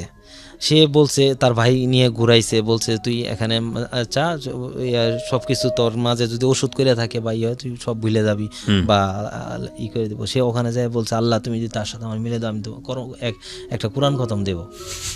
এইভাবে ও এভাবে বলছে। এদিক থেকে নির্যাতনের মাত্রা, আমি তো বাড়িতে থাকি তখন, তার চাচা চেয়ারম্যান তার এক লোক দিয়া আমার আপন ভগ্নিপতি যে আছে, তারও একই এলাকায় বোন বিয়ে দিছি, সেই ভগ্নিপতিকে মারছে। বাজারের পাশে আমার ভগ্নিপতির এক ক্ষেত আছে, জমির ক্ষেতে মারছে। মারার পরে প্রায় 300-400 লোক জমা হয়েছে বাজারের মোড়ে। তা আমি শুক্রবার লাঞ্চ কইরা আমার ওই এক ফ্রেন্ডের পাশে, এই বাড়িতে ফ্রেন্ড মোজাম্মেল, তার বাড়িতে বসে আছি। এক মহিলা যায় বলে কি, তুই কি চাস, তোর ওই ভগ্নিপতিরে তো মারছে, কে মারছে, অমুকে মারছে। তো তখনকার চাপাটি বলেন, রামদা বলেন, এগুলা আমাদের কাছে মানে খেলনার মতো, কারণ আমরা ওই যে ক্লাব থেকে শুরু করে তখন একটা ছিল। তো এর 3 দিন আগে জাস্ট ওই যে আমার বন্ধু যে চেয়ারম্যানের ছেলে গনি, তো ও আমার কাছ থেকে একটা রামদা নিয়ে গেছে। তো আমি কি করছি, আমার মা এগুলো আবার সারাই রাখতো, আমি খড়ির মাছার মধ্যে চাপাটি ঢুকাইছি, খালি আসারি বোঝা যা, আমি এটা টান দিয়ে নিয়ে দৌড়াই গেছি। তো চেয়ারম্যানের বাড়ির কাছাকাছি গেছি, সবাই কাইরে নিছে আমার কাছ থেকে। এটা নেওয়ার পরে আমি জাংলার বাস ছিল, সে বাস নিয়ে দৌড়ায় যাইতেছি। এর মধ্যে এক মহিলা বলে কি, এই লোক তোমার ভগ্নিপতিরা মারছে, তার বাড়ি হলো বালুরচর। তো সেই লোককে ইচ্ছে মতন বাইরেছি, বাইরে আমার পাশের পুকুরে চেয়ারম্যান মাছ মারতে, তার হলো 9টা পুকুরে এক সিরিয়ালে, প্রভাবশালী। বাঁশ দিয়ে বাইরে যাবে, পাকা ধানে আমি বাঁশ ভাঙ্গে গেছে। সে এই পাকা ধান থেকে মানে কোনো মতে কাঁচার বাইরে উঠছে, আমি অমনি মারছি বাড়িতে। সে দৌড় দিয়েছি, আমি বাড়িতে গেছে। বাড়িতে যাওয়ার পরে সে ভাবছে ওখানে গেলে মারতে পারবো না, আমি ওখানেই দৌড়ে যাই, ওখানেই মারতেছি, তার বাইরেতেছি। এদিক থেকে যে 300-400 মানুষ হয়েছে, ওই এটা হলো সেকেন্ড মারামারি। আরও মানুষ সবাই দেখতেছে, কিছু বলতেছে না। আর চেয়ারম্যান খুব প্রভাবশালী, অনেক কিছু বলতেছে না। এর মধ্যে জনগণের বাইরে দিতেছি, চেয়ারম্যানের বউ কি করছে, ভিতর থেকে একটা দা নিছে, এই যে তরকারি কাটা দা, এটা নিয়ে গ্রিল খুলে আসতে ধরছে, মানে ও আমার মারবো। আমি কি করছি, গ্রিলের মধ্যে বাঁশ দিয়ে দিছি বাড়ি। সে কি করছে, মানে হয়তো কোনোভাবেই ঠাস করে পড়ে গেছে ইয়ের মধ্যে, তার ফ্লোরের মধ্যে পড়ে যাওয়ার পরে এর মধ্যেই আমার চেয়ারম্যানের নিচ থেকে খালি বলতেছে, এ লালচান থাম থাম, অনেক করছস থাম। সে তো পুকুরে মাছ মারতেছে মাঝিদের সাথে, জেলেদের সাথে, হ্যাঁ, তার তো ব্যবসা ছিল, বিশাল ব্যবসা। তো এর মধ্যে আমার এক জেঠিমা, সে আমাকে থাবর দিয়া ওখান থেকে নিয়ে আসলো। কারণ আমার একটা স্বভাব ছিল কি, আমি মারামারি অনেক করতাম, কিন্তু অন্যায়ভাবে কাউকে মারতাম না। তো আমি কখনো মরে গেলেও আমি আমাদের দৌড়াই পালাইতাম না, এই স্বভাবটা আমার ছিল না। তো আমার জেঠিমা যখন থাবর দিয়ে দিকে নিয়ে আসা পড়ছে, তখন সেই চেয়ারম্যান বলতেছে আমাকে, আমার মরা বাবার কসম খাই বলতেছি, তোকে আমি জেলের ভাত খাওয়াই সারবো। আমি বলছি, তুই যা করিস আমি প্রস্তুত আছি, তা আমি বাড়িতে গেছি, আমাদের তো ঘর এমনিই নাই, একটা ঘর বাড়ি থাকে আর একটা একচালা ঘর। তো আমি বাড়িতে আছি, সবাই বলতেছে চেয়ারম্যান, কিন্তু তার একটা বাহিনী ছিল, স্টিল বাহিনী, তার একটা মানে ইয়ের নাম, মানে সংগঠনের নাম হলো স্টিল বাহিনী। এই স্টিল বাহিনীর সদস্য ছিল প্রায় 30-40 জন। এগুলো নিয়ে সে আমার বাড়িতে বাড়ি ভাঙতে যাবে, এবং ওই রামদাটা তার ছেলে যায় না, কিন্তু তার ছেলের কাছ থেকে রামদাটা নিয়ে, রামদা হইলে চেয়ারম্যানের গাড়ে প্রায় 30-40 জন লোক আসতেছে আমার বাড়ি ভাঙবে। তো আমি তখন কি করলাম, যে সবাই বলতেছে তুই পালা, তোরা মাইরে ফেলাবো, চেয়ারম্যান আইসো। তাদের বাড়ি থেকে আমাদের বাড়ি ম্যাক্সিমাম 2000 মিটার হবে আর কি, 2000 বা 2500 মিটার হবে, এরকম হবে আর কি। তো যখন সে মাঝামাঝি রাস্তায় আসছে, আমাকে কেউ আসতে দেয় না। আমি কি করছি, তো দৌড় দিয়ে আইসে ওই যে আমার কাছে এক রামদা ছিল, তার কাছে দিয়ে দিছি, একটা ধার দিছি, ওই রামদা নিয়ে আমি দৌড়াই আসছি। আমার কাছে আমি বলছি যারা আমাকে ছাড়াইতে আসতেছে, আমার যে আসবে তাকে মারবো, অ্যান্ড আমার সবাই ভাবতেছি এই ছেলেটার আজকে মেরে ফেলবো ওরা। তো আমি দৌড়াই কাছাকাছি গেছি, তার দূরত্ব আমার দূরত্ব 100 থেকে 200 গজ হবে এরকম। আমি দৌড়াই গেছি, আমি একা, তারা কিন্তু সবাই। আমি বলছি আমি একটা হইলো মাইরে ফেলবো, আমার কাছে আসলে একটা হলো মাইরে ফেলবো। হ্যাঁ, তো বুঝছে যে ব্যাপারটা, আর ও খুব ব্রেনিয়ান ছিল চেয়ারম্যান, ঠিক আছে। সে বলছে সবাই চলো ব্যাক করছে, সাথে সাথে থানায় ফোন দিছে, ম্যাক্সিমাম আধা ঘন্টার মধ্যে থানা পুলিশের পিকআপ আসছে। আসার পরে আমার চাচা, আপন চাচারে বলছে যে মজিবর, তুমি আমার চাচা নাম মজিবর, তুমি যদি সাক্ষী না দাও তোমার আমি আসামি দিব। আমার আপন চাচা আমার বিরুদ্ধে 1 নাম্বার সাক্ষী দিছে, দিতে বাধ্য। তো এই যে আমার নামে মামলা হইলো, আমি তো এলাকা ছাড়া। তখন আমি জীবনে 3 নাম্বার মামলা, 3 নাম্বার মামলা। তখন একটা মামলা দেয় নাই তারা, একসাথে তারা 3টা মামলা দিছে। আচ্ছা, 3টা মামলা দিছে। তো তখন তো আমার জীবনে প্রথম আমি এককভাবে মামলা, এর আগের মামলাগুলো যৌথভাবে বা কেউ সাথে ছিল শেয়ার করতে পারছি, কিন্তু এককভাবে শুধু মামলা আমাকে একা দেয় নাই। দ্বিতীয় দিয়েছে আমার ভগ্নিপতিকে, তৃতীয় আমার ভাইকে, চতুর্থ আমার বাবা। সেটা হচ্ছে যে আমার ফ্যামিলি সবাইকে, এবং আপনার মমতা, মানে দুজনের প্রেমের কারণে আজকে এই মামলাটা খেলেন আপনি। আচ্ছা, এবং এটা জড়িয়ে গেলেন এভাবে। জি। তারপরে এই মামলা দেওয়ার পরে আমাদের ফ্যামিলি সবার নামে মামলা, তো কেউ তো থাকতে পারে না।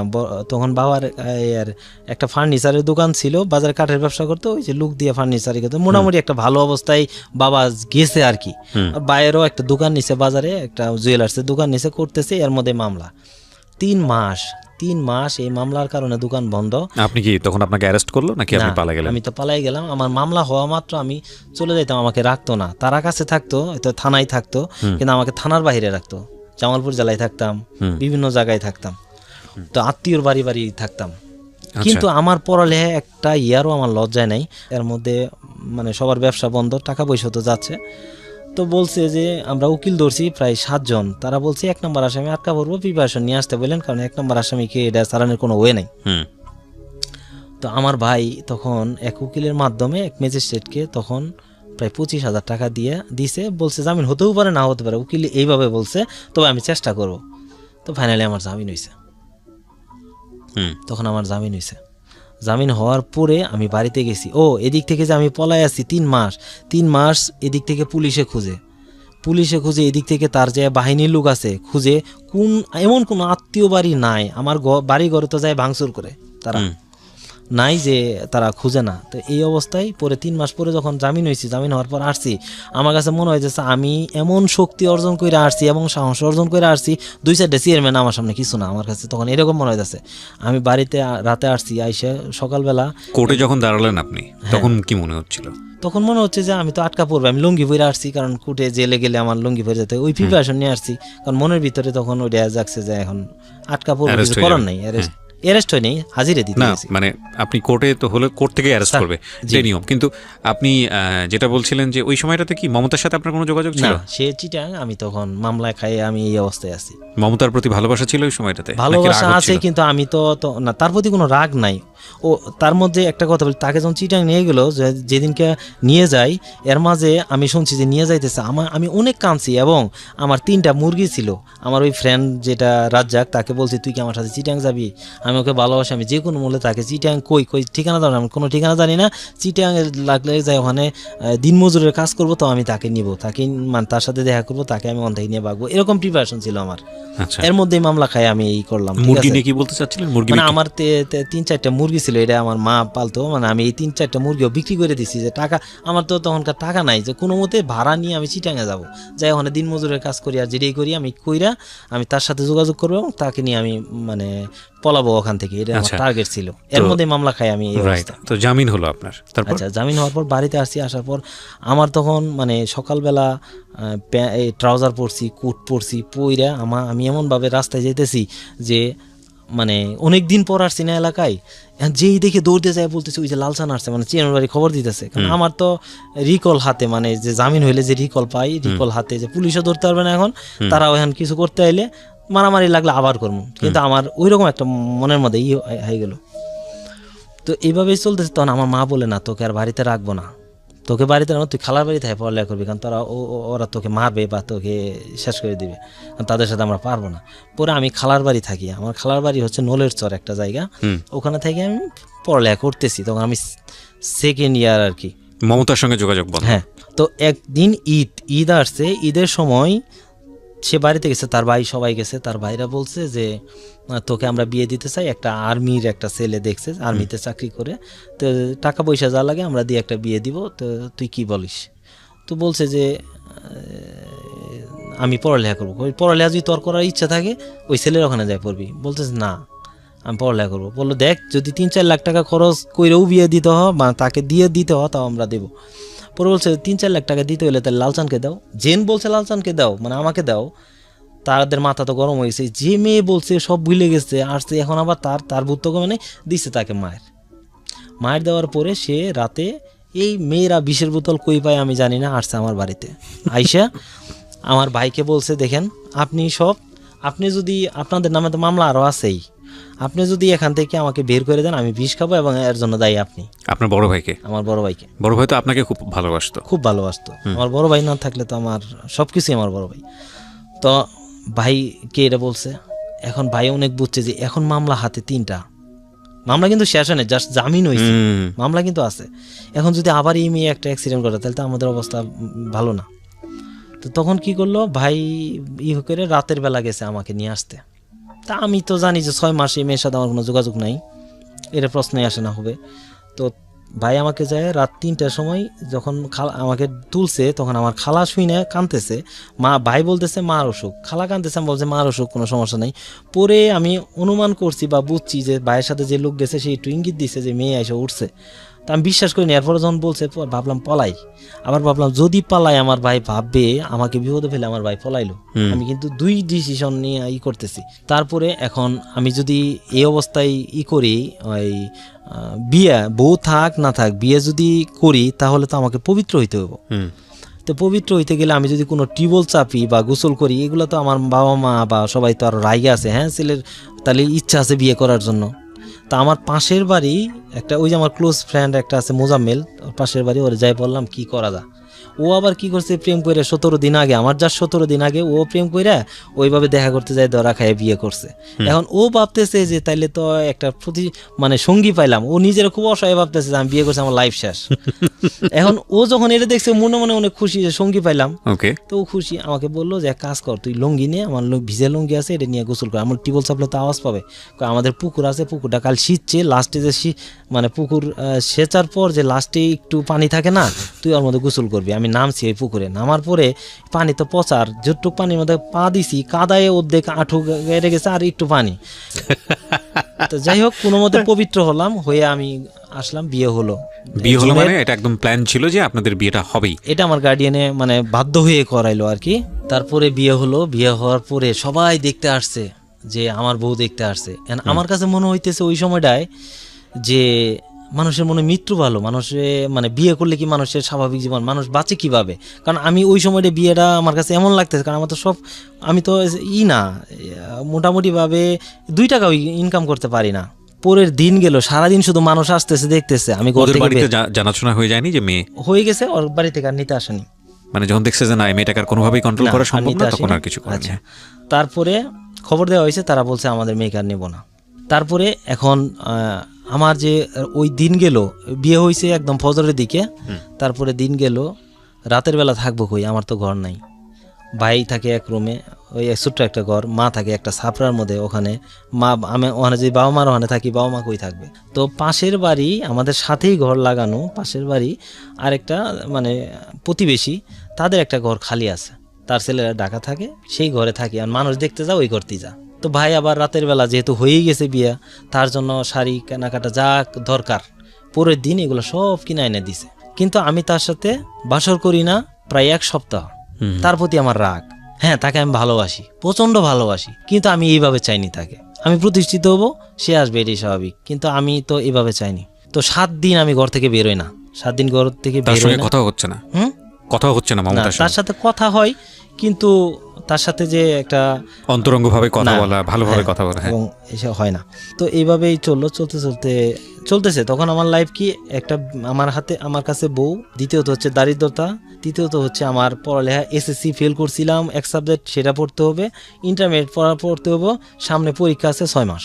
তারপরে আমার বাবা বাজারে ওই যে ফার্নিচারের দোকান ছিল সব শেষে মামলায় পড়ে, বাবা দিছে কাঁচামালের দোকান। সেই দোকান থেকে বাবা আসলে ওই যাচ্ছে একটু তরকারি এনেই দেয়া, কিন্তু কোনো খরচ বের করে না, কারণ তার কিছু ঋণ আছে পার্সোনাল, এগুলো সত্যি জায়গা। ভাই জুয়েলার্সের দোকান কইরা যতটুকু ভাবে চালায় সংসার এইভাবে। কিন্তু বাবা আইসে বাজারে যে কাঁচামালের দোকান একা হয় না, আইসে মার সাথে শুধু খারাপ বিহেভ করে। হ্যাঁ, তোমার ছেলে বসে থাকে, ভাত খাইতেছে, বউ নিয়ে এইভাবে এই করতেছে তো সে আমার দোকানে যায় বসতে পারে না। তো এইভাবেই করতে মা আমাকে বলে যে তোর বাবা তো সবসময় এগুলো বলে, তুই তো খালি খেলাস, এখন আড্ডা মাইরা ঘুরস বা এই করস এই করস। তা আমি বললাম, মা আমার তো সামনে পরীক্ষা। বললেন, তো আমি কি করবো এখন? পুরো বাধ্য হয়ে বললাম যে ঠিক আছে, বাজারে যায় সেরা এই বাবার কাঁচামালের দোকানে বসি। ভাই না করছে যে বসার দরকার নাই, বাবার ব্যবসা থেকে কিছু আসে না, দেয়ও না, দরকার নাই, তুই পড়ালেখা কর, তুই পরীক্ষা দে, তারপরে কি হবো দেখবনি। পরে আমি কাঁচামালের দোকানে যাওয়ার পরে সারাদিন কাঁচামালের দোকানে করি, পাশাপাশি যে বই থাকে, যখন বেচা কিনা কম থাকে তখন আর্টসের সাবজেক্ট তো বানায় মনে লেখা যায়, যতটুকু পারি আমি একটু নিয়ন্ত্রণে নেই, এইভাবে পড়ালেখার পাশাপাশি তরকারি বিক্রি করি। হ্যাঁ, আমার যে একটা আমি ক্লাবের হয়ে করছি, আমি ইন্টার স্কুলে খেলছি না মেলান্দ উমিরুদ্দিন থেকে, এবং আমার একটা ফেস ভ্যালুটা মোটামুটি ভালো পরিচিত। তো সেদিক থেকে আমি লজ্জা পাইলেও আর লজ্জা তখন নাই, আমার এখন কিছু কি করতে হবে। তো সারাদিন তরকারি বিক্রি করার পরে, যেমন এই যে আমাদের হলো রোববার আর বৃহস্পতিবারে হচ্ছে আমাদের হাট, এই হাটবারে কি করতাম, আব্বা এই যে কচুরমুখীগুলো আছে না, এখন তো 50-60 টাকা কিনা খাই, এই কচুরমুখী তখন 3 টাকা 2 টাকা কেজি বিক্রি হইতো। এই কচুরমুখী আমরা বস্তা কিনতাম। আব্বা ওই দিন দেখা গেছে ওই 2 হাটে কচুরমুখী কিন্তু 5 বস্তা 6 বস্তা কিনা বলতো, তুমি বিক্রি করো। বাইরে আমি ডাকে বলতাম 3 টাকা কেজি, 3 টাকা কেজি কচুরি নেন 3 টাকা কেজি, এইভাবে বিক্রি করতাম। এই বাজারে ডাকতেন এরকম ভাবে, বাজারে ডেকে বিক্রি করতাম, মানে হাটবার তো যতটুকু বিক্রি করে শেষ করা যায়। তো দেখা গেছে ওই শেষে যখন বাসায় আসতাম, তখন বাবাকে বললেও হয়তো দিত, বাবাকে না বললেও নিছি 5 টাকা নিয়ে আমি ওই যে একটা মিষ্টি কিনতাম, পলিথিনে মিষ্টি কিনে নিয়ে যাই, বউকে খাওয়াইতাম। তো আমার তো তখন নিজের ইনকাম নাই, তারপরে দেখা গেছে ওতেই ও অনেক খুশি ছিল। তারপর বুন্দিগুলো আছে না, বুন্দি কিনতাম 5 টাকার বুন্দি, যেগুলো যে ইফতারের সময় খায়, এগুলো কিনে যায় খাওয়াইতাম। কিন্তু আমার খুব একটা কষ্ট গেছে, 35 টাকা তখন একটা ব্লাউজ ছিল, রেডিমেড মকমলের ব্লাউজ ছিল, রেডিমেড নাম ছিল, কিন্তু ওই সময় ওটা মোটামুটি গ্রামের জন্য পপুলার, শহরে কি জানি না। তো ওই 35 টাকা দিয়ে একটা ব্লাউজ, ও বলছে ওই ভাবি না ব্লাউজটা পরছে খুব সুন্দর, ওই রকম একটা ব্লাউজ আমার খুব ইচ্ছা ছিল, কিন্তু বলে না আমাকে যে কিনে দাও, কারণ সে বুঝতেছে কি আমার কি অবস্থা। এদিক থেকে তার ফ্যামিলির কেউ তো আমার সাথে দেখেও কথা বলে না, বা তার মানে দেখলেই মনে হয় যে এক শত্রু। তো আমি 35 টাকা আর জোগাইতে পারি না। এখন বাবার ওখান থেকে না বলে নিব নিজের, আমার বাবা একটা কথাই বলছে, তুমি 500 টাকা খাবা, কিন্তু না বলে 1 টাকা নিবা না, কিন্তু বইয়ের জন্য যে একটা ব্লাউজ কিনবে, এই কথা যদি বাবাকে বলি তাইলে আমার খবর আছে, কারণ এই বিয়েতে তারা মত না। তা আমার খুব কষ্ট লাগছে, এই ব্লাউজটা কিনে দিতে পারতেছি না। যাই হোক, এই অবস্থায় তো এইভাবেই চলতে পরে আমি ইন্টারমিডিয়েট পরীক্ষা দিলাম। আচ্ছা, ইন্টারমিডিয়েট পরীক্ষা দিলাম, দিয়ে সাইরা আমি পরীক্ষা শেষ যেদিন হয়েছে সেই দিনে আমি বড় ভাইকে বলছি, ভাই আমার কিছু করতে হবে, আমি এইভাবে পারবো না, আমাকে কিছু করতে হবে। ভাই বললো, দেখ তুই পড়ালেখা করতে থাক, আমি তো আছি, আমার যতটুকু সামর্থ্য আমি তোদেরকে রাখবো। আমি বলছি না। আবার এদিক থেকে নতুন বউ, তার চাহিদা মিটাইতে পারি না, ও চায় না, কিন্তু আমার তো একটা আছে, দিতে পারি না।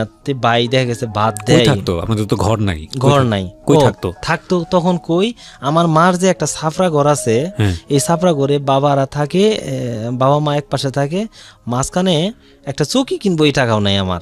এই এর মধ্যে মা কি করছে, টং বানাইছে। টং বলতে কেমন, ওই যে বাঁশের ফালটা দিয়ে এগুলা দিয়ে টং বানায় সালা দিয়ে বিভিন্ন কিছু দিয়ে উঁচা করছে, নেপতুসগো নাই করছে, কইরা ওর মধ্যে দিছে আমাদের থাকতে। আর বাবা মা যে থাকে মাঝখানে বেড়া দিব, বেড়া তো নাই।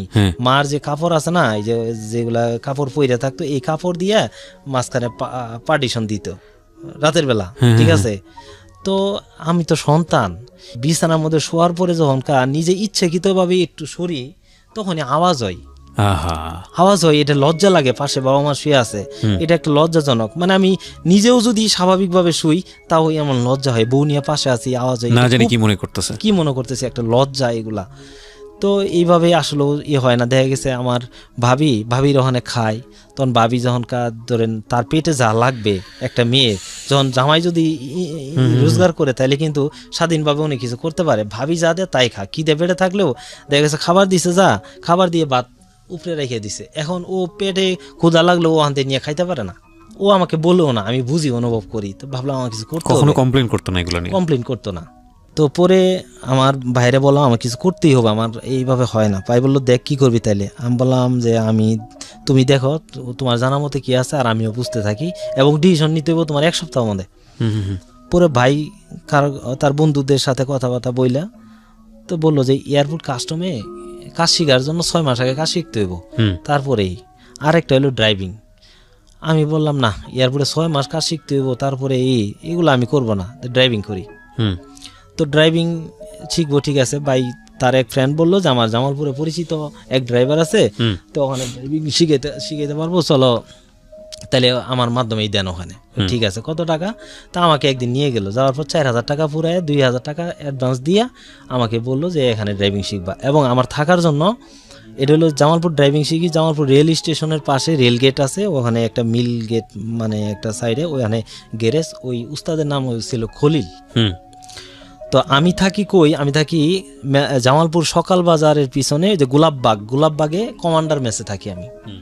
তো কমান্ডার মেসে থাকি। আবার এদিক থেকে এখন আমি ড্রাইভিং শিখি, আমার যে ওই জায়গায় রাখতেছে, আস্তে আস্তে আমার ওয়াইফ আমার প্রতি একটা মানে সন্দেহ করতেছে, কারণ আমার বড় ভাইয়ের প্রতি তার সন্দেহ, যে ভাই মনে হয় চাইতেছে আমার কাছ থেকে সরাই নিতে, কারণ কেউ স্যাটিসফাই না যে বিয়েটা টিকুক বা বিয়ে থাকুক। আচ্ছা।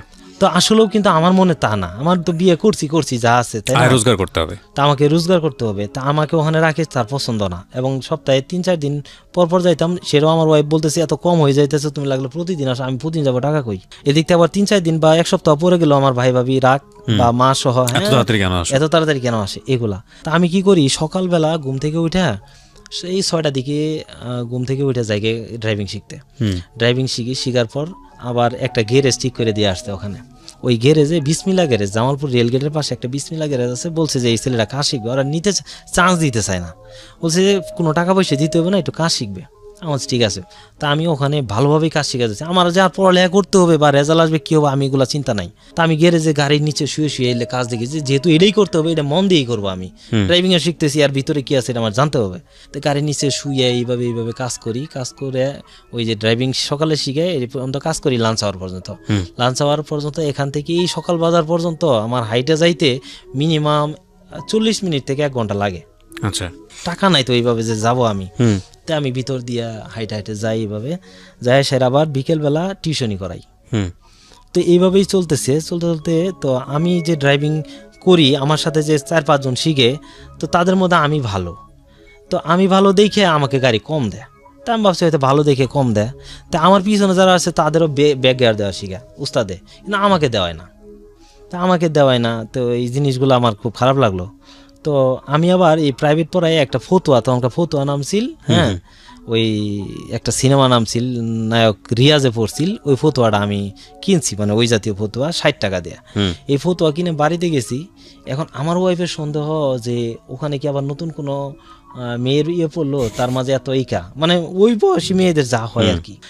আমার মা, আমার ভাবি আর ভাই বলে তোমার ছেলে ওখানে ফুর্তি করে ঘুরতেছে, মাকে বলে শুধু এগুলা। তা আমি বাড়ি যাওয়ার পর সব অভিযোগ আমার নামে। আমি তো কান্নাকাটি কইরা আইসা বললাম জামালপুরে। পরে আমি এটা জানাই আসছি যে টাকা না দিলে কিন্তু আমাকে ভালোভাবে ড্রাইভিং শিখাইতেছে না। পরে টাকা দিয়েছে 2000 টাকা বাদ বাকি, তো উস্তাদকে দিয়েছে আমাকে ড্রাইভিং, ব্যাগ গিয়ার আমাকেও শিখায় না, আমার তখনও শিখায় না। আমি বললাম আমার অপরাধটা কি ভাই, আমাকে তাড়াতাড়ি শিখিয়ে দেন, আমার তো ইয়ে করতে হবে, আপনি আমার পরে আসছে তাদের ব্যাগ গিয়ার দেওয়া শিখেন, আমাকে একটু পিছনে যে ব্যাগ গিয়ার দিয়ে যাই দেবো আমার এদিকে শিখেন, আমি সামনে মোটামুটি ভালোই চালাইতে পারি, না শিখে না। এক পর্যায়ে এরকম আরও 1 সপ্তাহ গেলো, আমার খুব রাগ, এমনি তো আমার একটু মানে রাগ ছিল। তো তাকে আমি অনেকভাবে বুঝাইতে ড্রাইভিং করে গাড়ি গ্যারেজ করে স্টেশনের ওই মিলগেট থেকে সে আসতেছে, কথা বলতে বলতে আসতেছে। আমি বলছি যে আপনি যদি না শিখেন আমাকে তাহলে আমার টাকাটা ফেরত দিবেন। হ্যাঁ, সে বলে টাকাও দেবো না, মানে এলাকার একটা প্রভাব, সে দাবর দিতেছে আমি মেলান্দ থেকে আসছি। পরে রেল লাইন পর্যন্ত যাওয়ার পরে আমি তাকে বললাম যে এনে দাঁড়া, আমি এবার বলছি এনে দাঁড়া, কি সে তুই কি বলস? আমি বলছি এনে দাঁড়া, তুই যদি আমার টাকা না দেস এই লাইন পার হইতে পারবি না, তাহলে তোরা আমি এখানে মাইরে ফেলবো। পরে বলে কি তোর এত বড় সাহস, আমার বাড়ি জামালপুর আর তোর বাড়ি মেলান্দ, তুই এরকম বলার ইচ্ছা মতন মায়ের, এত মায়ের মারছি, মানে আমার মনের মধ্যে আগে থেকেই তো একটা সাহস সঞ্চার এগুলো ছিল। মাইরে ওখানে রক্ত বেরিয়েছে, পাশে ট্রাফিক পুলিশই আমাকে ধরে না।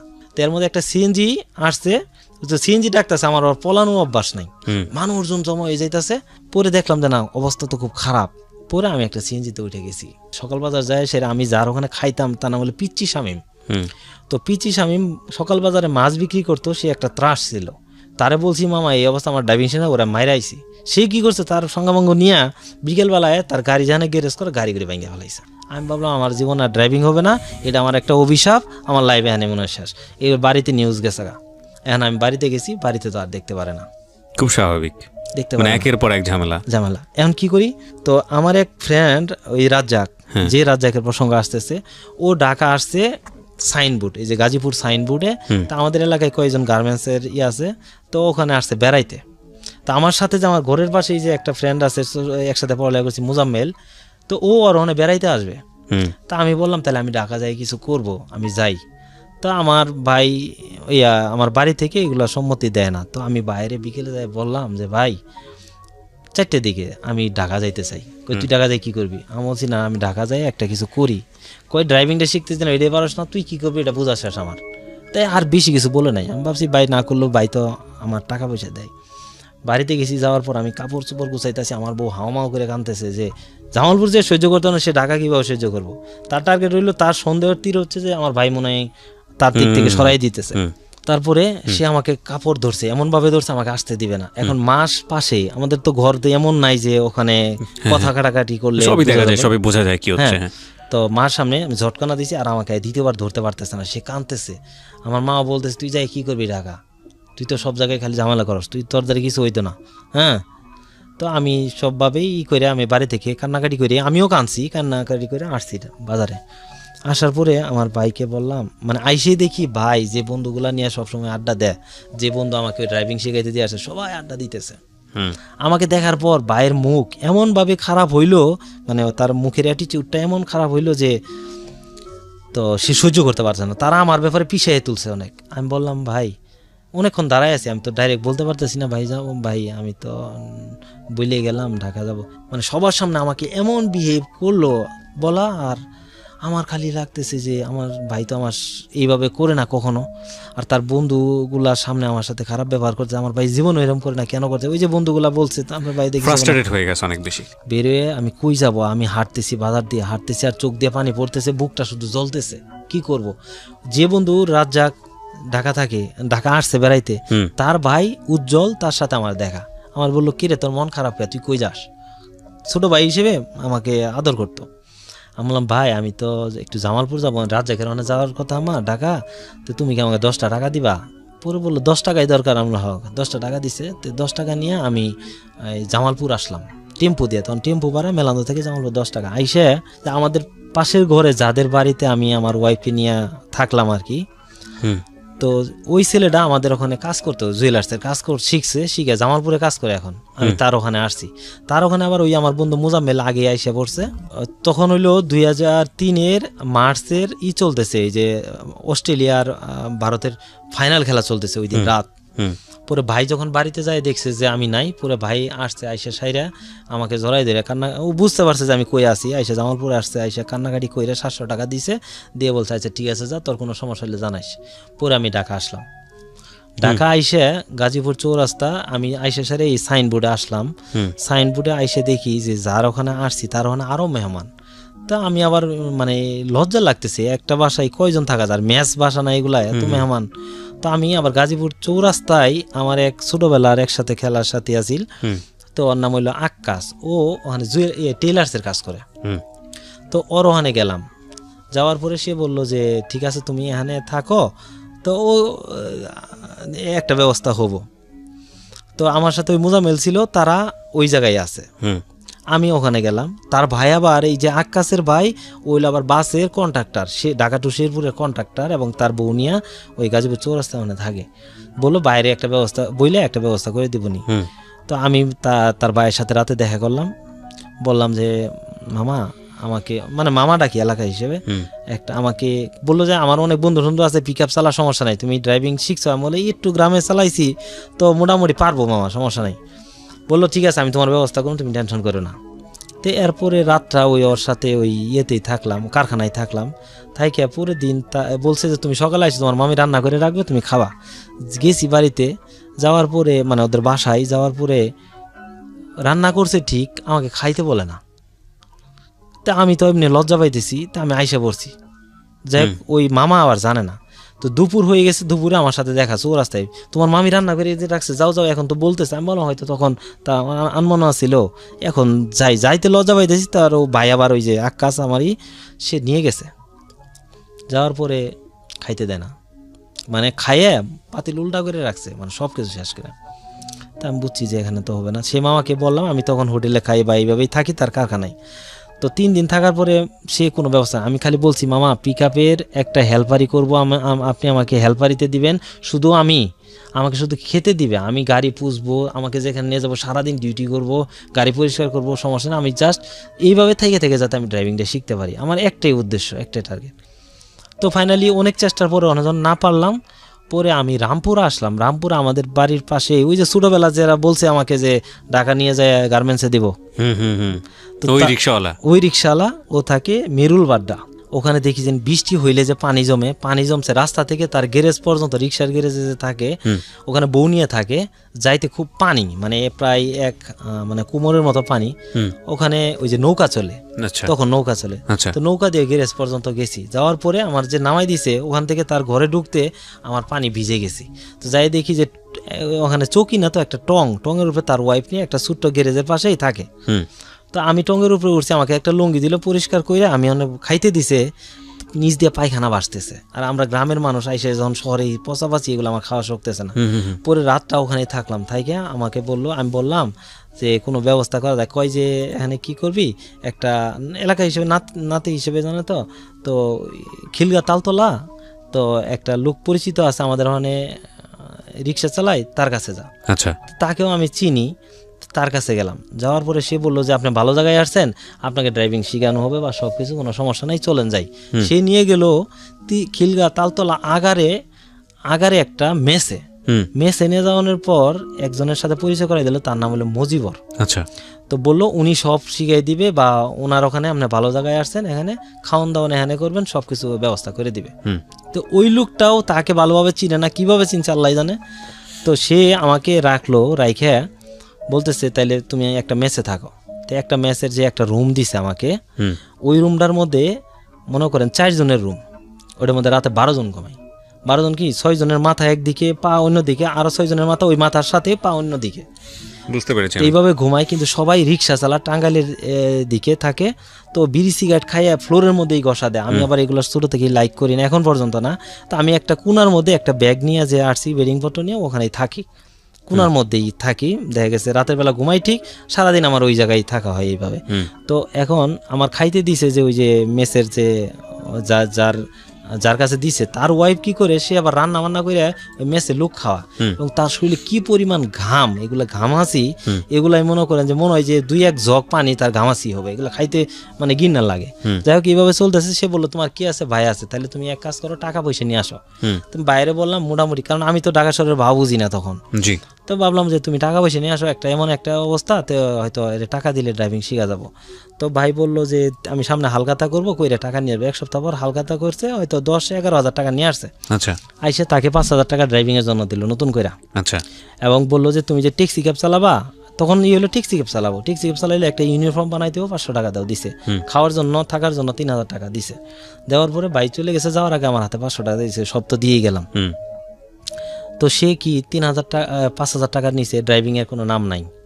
সে যে খাইতেছি, শুধু খাইতে দিতেছে, থাকার ভাড়া যেটা এটা দিতেছে, আর সব টাকা তার হাতে, এবং সব ওই যে ইউনিফর্মের টাকা সহ আত্মসাৎ। এবং সে হলো একটা জুয়ারি, সে জুয়া খেলে বাসার ম্যানেজার। হ্যাঁ, থাকতে এই যখন সব টাকা আমার মোটামুটি বুঝতে পারছি যে সে আমাকে আর মানে আমাকে অ্যাভয়েড করে চলতেছে এবং সে চান্স দিচ্ছে না, তা বুঝছি যে আর কোনো হয় না। তো ওই জায়গায় ওই এলাকারই মানে টাঙ্গাইল বাড়ি, ছোটো থেকেই ওখানে মানুষ হয়েছে, তো দেখতে টুকার মতোই লাগে। তো সে আমাকে বললো যে আমার সব কিছু বুঝে, সে বলতেছে তুমি একটা ছাত্র মানুষ, আচ্ছা ওই টাঙ্গাইলের ড্রাইভারদের যায় যারা ট্যাক্সি ক্যাব চালায়, তাদের যায় হাত পা ধরে, ভাই ছেলেটার একটু ড্রাইভিং শিখাস, একটু গাড়ি দেশ। তো ওরা বলে যে আচ্ছা ঠিক আছে দিমনি। তো বলে উস্তাদদের তো খুশি করতে হইব, তাহলে উস্তাদে কিছু খাওয়াই, নাস্তা করা। তো নাস্তা করাতে তখনকার রুটি খাওয়াই, নান রুটি খাই, আর চুপ খা। আমি বললাম চুপ কি? চুপ তো আমি জীবনে শুনিনি, আমি তো গ্রামের ছেলে, চুপ সম্বন্ধে জানা নাই, চুপ সম্বন্ধে জানা। তো তখনকার ওই আমার টাকা দিয়ে এগুলা খাই, এবং বলে যে রাতে তুমি হাজিপাড়া পেট্রোল পাম্পে দাঁড়ায় থাকবা। তা হাজিপাড়া পেট্রোল পাম্পে থাকবো, আচ্ছা ঠিক আছে। কটার সময়? 12টার সময়।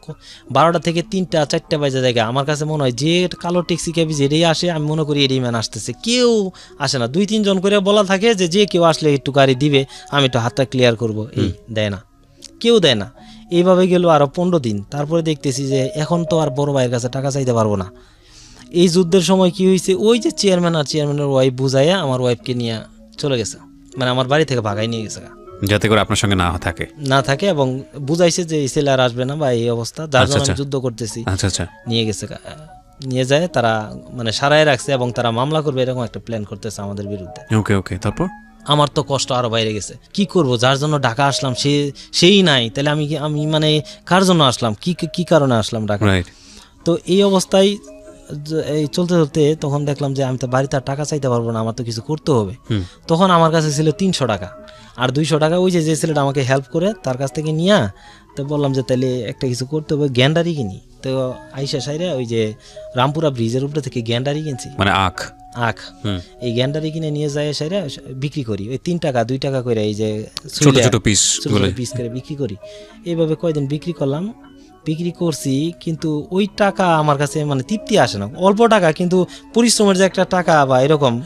আচ্ছা ঠিক আছে, এইভাবে করতে করতে বলতেছি কি, ড্রাইভার যারা তো সব চিনে। আমি তো কিছু চিনি না, তাহলে কেরা চিনে? রিক্সার ড্রাইভাররা সব চিনে, তাহলে রিক্সা চালাইলে হবে। তখন ভাবলাম টাকাও দরকার, রিক্সা রাস্তাঘাটও চিনা দরকার, আমার তো একটা ওয়ে বের করতে হবে। তখন দেখলাম একটা ছেলে, ওই ইন্টারমিডিয়েট পাস, টাঙ্গাইল বাড়ি, তার নাম হইলো জাকির, সে রিক্সা চালা। ভাবলাম সে চালাইতে পারলে আমি পারবো না। তা আমি যাই এসে ওই যে আমার মেসে যারা থাকে তাদের বললাম, একটা রিক্সা নিয়ে দিল। তো রিক্সা নিয়ে আমি প্রথম একটা ভাড়া নিয়ে গেলাম 10 টাকা খিলগা বাজারে। আচ্ছা, খিলগা বাজারে যখন আমি ভাড়াটা নিয়ে গেছি, তা আমি তো জীবনেও রিক্সা, গ্রামেও তো রিক্সা এমনি চালায়ও দেখিনি কেমন। তা আমি নিয়ে যাওয়ার পরে একটা ভদ্রলোক, উনি মানে গলির রুট তো ঢুকছি, ওনার পায়ের মধ্যে আমার সামনের চাকাটা একটু লাগছিল, ব্যথা পায় নাই, বাট একটু ময়লা পড়ছে। সেই কারণে উনি আমার একটা গাড়ি যদি আটকায়, পিছনে প্রায় মানে সিরিয়ালে সব গাড়ি আটকা পড়বে, এরকম গলি রাস্তা তো ও আমার কলারটা ধইরে আমাকে মিনিমাম 30 থেকে 40টা থাবর দিল। থাবর মানে এমন মারতেছে, মনে হইতেছে আমার মানে তার সাধ্য মতো সে আমাকে মারতেছে। প্রথম দিনই এরকম? প্রথম দিন প্রথম ভাড়া নিয়ে গেছি, আমাকে 40টার মতো থাবর দিল, 30-40টা থাবর দেওয়ার পর সব মানুষ চাই দেখতে, কেউ কিছু বলতেছে না, হয়তো এলাকার বড় ধরনের কিছু ছিল। তা আমি খালি মনের ভাবতেছি আমার অপরাধটা কি এত বড়ই ছিল, এতটি থাবর দিল।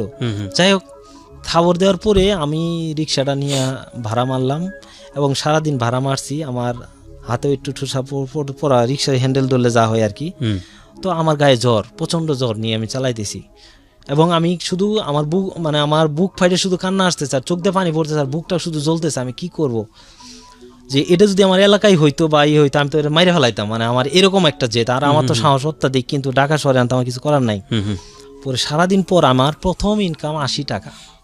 এই 80 টাকা ইনকাম, আমি টাকাটা ধুইরা গ্যারেজে সব কিছু দিয়ে যখন 80 টাকা দেখছি, আমার সব থাবরের কথা আমি ভুলে গেছি। আমার কাছে এত ভালো লাগতেছে, আমার জীবনের মানে পরিশ্রম করে প্রথম ইনকাম এরকম, ঠিক আছে, খুব ভালো লাগতেছে আমার। অ্যাকচুয়ালি আপনার টিউশনি বাদ দিলে এটাই আপনার পরিশ্রম করে প্রথম টাকা। এবং ঢাকা শহরে হ্যাঁ, মানে বাবার বিজনেস যেগুলো যদি বাদ দেন নিজের সামর্থ্যে। হ্যাঁ, তারপরে এইভাবে আমি রিক্সা প্রথম দিন চালাইলাম, দ্বিতীয় দিন আমি আর রিক্সা নিয়ে বেরোতে পারি না, কারণ আমার গায়ে প্রচণ্ড জ্বর, এত থাবর দিছে আমার গায়ে প্রচণ্ড জ্বর। তো আমি যখন রিক্সা নিয়ে বেরোতে পারতেছি না, ওই আমার লাগে রিক্সাটা রেখে দিছে গ্যারেজের লোক। ও 10টার দিকে এসে বলতেছে, আপনি রিক্সা যদি না নিয়ে যান আমার টাকা দিতে হবে কিন্তু। হ্যাঁ, দৈনিক ভাড়া যেটা থাকে। হ্যাঁ, পরে আমি বললাম যে ঠিক আছে তাহলে আপনি রাখেন, আমি দুপুরের দিকে বেরোবো। তা আমি দুপুরের দিকে বেরোইছি, রিক্সাটা নিয়ে খিলগা তালতলা মার্কেটে গেছি। তালতলা যে মার্কেটটা, তো তালতলা বাজার মার্কেটে যাওয়ার পরে এক রিক্সাওয়ালার এক প্রাইভেট কারের পিছনে যে বাম্পারটা আছে, ওই বাম্পারটা আমার পিছনের চাকার বামের যে এক্সেলটা আছে একটু বের হয়ে থাকে, ওইটা যায় একটু লাগছে, একটু দাগ হয়েছে। দাগ হওয়ার পরে আমাকে সহ রিক্সা সহ আটকায় রাখছে 7টা পর্যন্ত। তো আমাকে ড্রাইভার বলতেছে যে চেহারা দেখে ভালো মনে করছে যে এটা তো আসলে রিক্সা চালানোর মতো এই ছেলের চেহারা না, তুমি কি করো? আমি বলছি যে আমি তো আসলে পড়ালেখা করি, ঢাকা আসছি ড্রাইভিং করার জন্য, তো আমি তো ড্রাইভিং করতে পারতেছি না, তো আমার দ্বিতীয় দিন আজকে রিক্সা চালাইতেছি, আমার ভাই ভুল হয়ে গেছে, যাই হয়েছে। না ভাই, আমার বললে লাভ নাই, এটা আমার ম্যাডামকে বলতে হবে, ম্যাডামের অফিস হইলে ওই জায়গায়, আর ম্যাডাম না আসলেও আমাকে ছাড়বে না, আমার সাথে খারাপ ব্যবহার করতে না, বলতেছে আপনাকেও অন্তত ম্যাডামের সাথে গাড়ির যে মালিককে, সেই জন্য। পরে আস্তে আস্তে সব কিছু জিগিয়ে পরে আমাকে একটা কার্ড দিল, কার্ড দিয়ে বললো তুমি আমার সাথে যোগাযোগ করো। তো এই কার্ডটা নিয়ে গেলাম, ঠিক আছে, আমি ওই দিন ভাড়া মারলাম এবং 100 টাকা সে আমাকে দিয়ে গেছে যাওয়ার সময়। 100 টাকাও দিছে। তো আমি ওই দিন তো আমি জমা দিতে পারতাম না, না হলে জমা দিয়ে বা এর আগেও কিছু মারছিলাম, এর পরেও মারলাম, মাইরা ওই দিনকে পাইলাম 90 টাকায়, আরো 10 টাকা বেশি। তো এইভাবে আমি 2 দিন চালাইলাম রিক্সা। এই খবরটা আবার এই যে তখন তো প্রায় 7 টাকা না 10 টাকা মিনিট ফোন কল, তো আমার ভাইয়ের তখনই মোবাইল আছে, আমার বাইকে ফোন দিয়ে ওই ছেলেটা জানাইছে আপনার ভাই কিন্তু রিক্সা চালাইতেছে, যে ছেলেটা আমাকে হেল্প করে। তো আমার ভাই তো টাকা পয়সা ধার দেনা করে ঢাকা আসছে, আইসা সাইরে জড়াই দেবে কান্না যে তুই ভাই রিক্সা চালাবি আর আমি এইভাবেই। তো পরে ভাই বললো তোর ড্রাইভিং করতে যা লাগবো আমি আসি, যত টাকা লাগে আমি দেখব, তুই কিভাবে কি পাইলে কি হয় তুই দেখ। তো পরে যারা গাড়ি চালা তাদের বললাম ভাই যে কোনো মূল্যে আমাকে একটু গাড়ি নিয়ে দেন। আমি বাসায় যেয়ে থাকি, তো ওই ফ্লোরের মধ্যে এক কোনাই সব লোকের মধ্যে কার্ডটা হারাই ফেলছি, ওই ম্যাডামের কার্ডটা। আচ্ছা, তারপরে ওই ড্রাইভারের মাধ্যমেই গেছি, যায় সেরা ওই শিহাব ট্যাক্সি ক্যাব ছিল ব্ল্যাক কালারের, তখন খিলগা তালতলা। তো ওই শিহাব ট্যাক্সি ক্যাবের একটা কোম্পানি, তো শিহাব ট্যাক্সি ক্যাব, ওই জায়গায় যায় হ্যাঁ ম্যানেজারকে 500 টাকা ঘুষ দিয়া ট্যাক্সি ক্যাব নিলাম, দিল 600 টাকা জমা, তেলের গাড়ি তখন। তো আমি তখন এমন ড্রাইভার করি যে আমি প্রথম একটা ভাড়া নিয়ে গেছি আপনার এই যে হাজিপাড়া পেট্রোল পাম্পের অপোজিটে, উনি যাবো গাজীপুর। তা আমি ভাড়া নিয়ে যাওয়ার পরে তা আমি তো মানে আমার হাত ওইভাবে সেট হয় না, আমার কি সব কিছু হইলে আমার সাহসের উপর চলতেছে। আমি কিন্তু ঢাকা শহরে চালাইনি একদিনও গাড়ি, এরপরে ওই গ্রামে যে চালাইছি, এরপর কি আমাকে বড় হইতে হবে, আমাকে উঠতে হবে, এবং আমার পিছনে তাকানোর কোনো ওয়ে নেই, আমাকে ড্রাইভারি করতে হবে, আর মরি আর বাঁচি, আমার এই চিন্তা এই সাহস থেকেই গাড়ি নিয়ে গেলাম। আচ্ছা, গাড়ি এইটুক যাইতেই 3-4 বার বন্ধ করে ফেলছি, আমার হাত তো ওইভাবে সেট হয় নাই। তো যাওয়ার পরে যখন যাত্রী নামার পরে যাত্রী উঠছে, আমি ওখান থেকে ঘুরানের ভাব দেখেই ওই যাত্রী বলতেছে আমি মাপ চাই, আমি তোমার গাড়িতে যাব না, তুমি আমাকে নামাই দাও। 50 টাকা দিয়ে আমাকে বিদায় করে দিল, কারণ বুঝতে পারছে নতুন ড্রাইভার আর পুরান ড্রাইভারের মধ্যেই। পরে আমার গাড়িতে আর ওই দেখা গেছে যাত্রী উঠে আমি খালি কি করি, যেখানে যাইতে চাই এখানে জায়গা যাই, এইভাবে গাড়ি চালাই। তো চালাইতে দেখা গেছে হাত ক্লিয়ার করি, এবং প্রত্যেক দিন জমা বড় ভাই টাকা দেয়, খালি জমা ভরে দেয়, তেলে যা মারি খালি তেল ভরি, খালি তেল কিনা আর তেল ভরি। এইভাবে করতে করতে আমার হাত মানে এই যে পায়ের মধ্যে ফ্লাস আর এক্সেলেটার চাপতে আমি স্যান্ডেল পাও দিয়ে চালাইতে পারি না। আমি কেমন ড্রাইভার, মানে স্যান্ডেল পাও দিয়ে মাপ বুঝি না, এরকম ক্লাস ব্রেক করতে কি চালাতেন আপনি? ট্যাক্সি ক্যাব, ব্ল্যাক কালার, কালো ট্যাক্সি ক্যাব। লাইসেন্স ছিল না তখন, 2 নাম্বার একটা লাইসেন্স 500 টাকা দিয়ে করে নিয়েছিলাম। আচ্ছা, যা সত্য তাই বলতে এসেছেন আজকে এখানে। হ্যাঁ, তো আমি এইভাবে ব্রেক করে এইভাবে করতে আমার পায়ে ঠুসা পড়ে গেছে, আমি স্যান্ডেল পাতে চালাইতে পারি না, আমার মাপ বুঝি না। তো এরকম করে প্রায় 15 দিন একটা না 15 দিন আমার ভাই আমার কাছে থাকলো, 15 দিন আমি ড্রাইভিং মোটামুটি হাত ক্লিয়ার হয়ে গেছে। তখন ভাই বিভিন্নভাবে অপশন খুঁজতেছে কি করা যায়। তো আমাদের অনেক আগে দোকানে ছিল শামীম নামে এক লোক কাজ করতো, আমাদের দোকানের কর্মচারী। তো সে গাড়ি চালাই তেজগাঁ বেগুনবাড়িতে, ও ট্যাক্সি ক্যাব চালায়। ইন দ্য মিন টাইম আপনার মমতার সঙ্গে কোনো যোগাযোগ না, নাই? তার সাথে আর যোগাযোগ বাড়ি চলে গেছে? বাড়ি চলে গেছে। আচ্ছা। তো ও ট্যাক্সি ক্যাব মানে ও ট্যাক্সি ক্যাব চালাইয়া, তো ভাই তার সাথে যোগাযোগ করছে যে তুই যে কোনো মূল্যে আমার ভাইকে একটু ব্যবস্থা করে দে। বললো আমার মালিকের তো 2টা গাড়ি, আচ্ছা দেখি কি করা যায়। সে তার মালিকের সাথে কথা বলছে, বলে আমাকে সে আইসে খুঁজেও গেছে খিলগা তালতলা, আমাকে পায় নাই।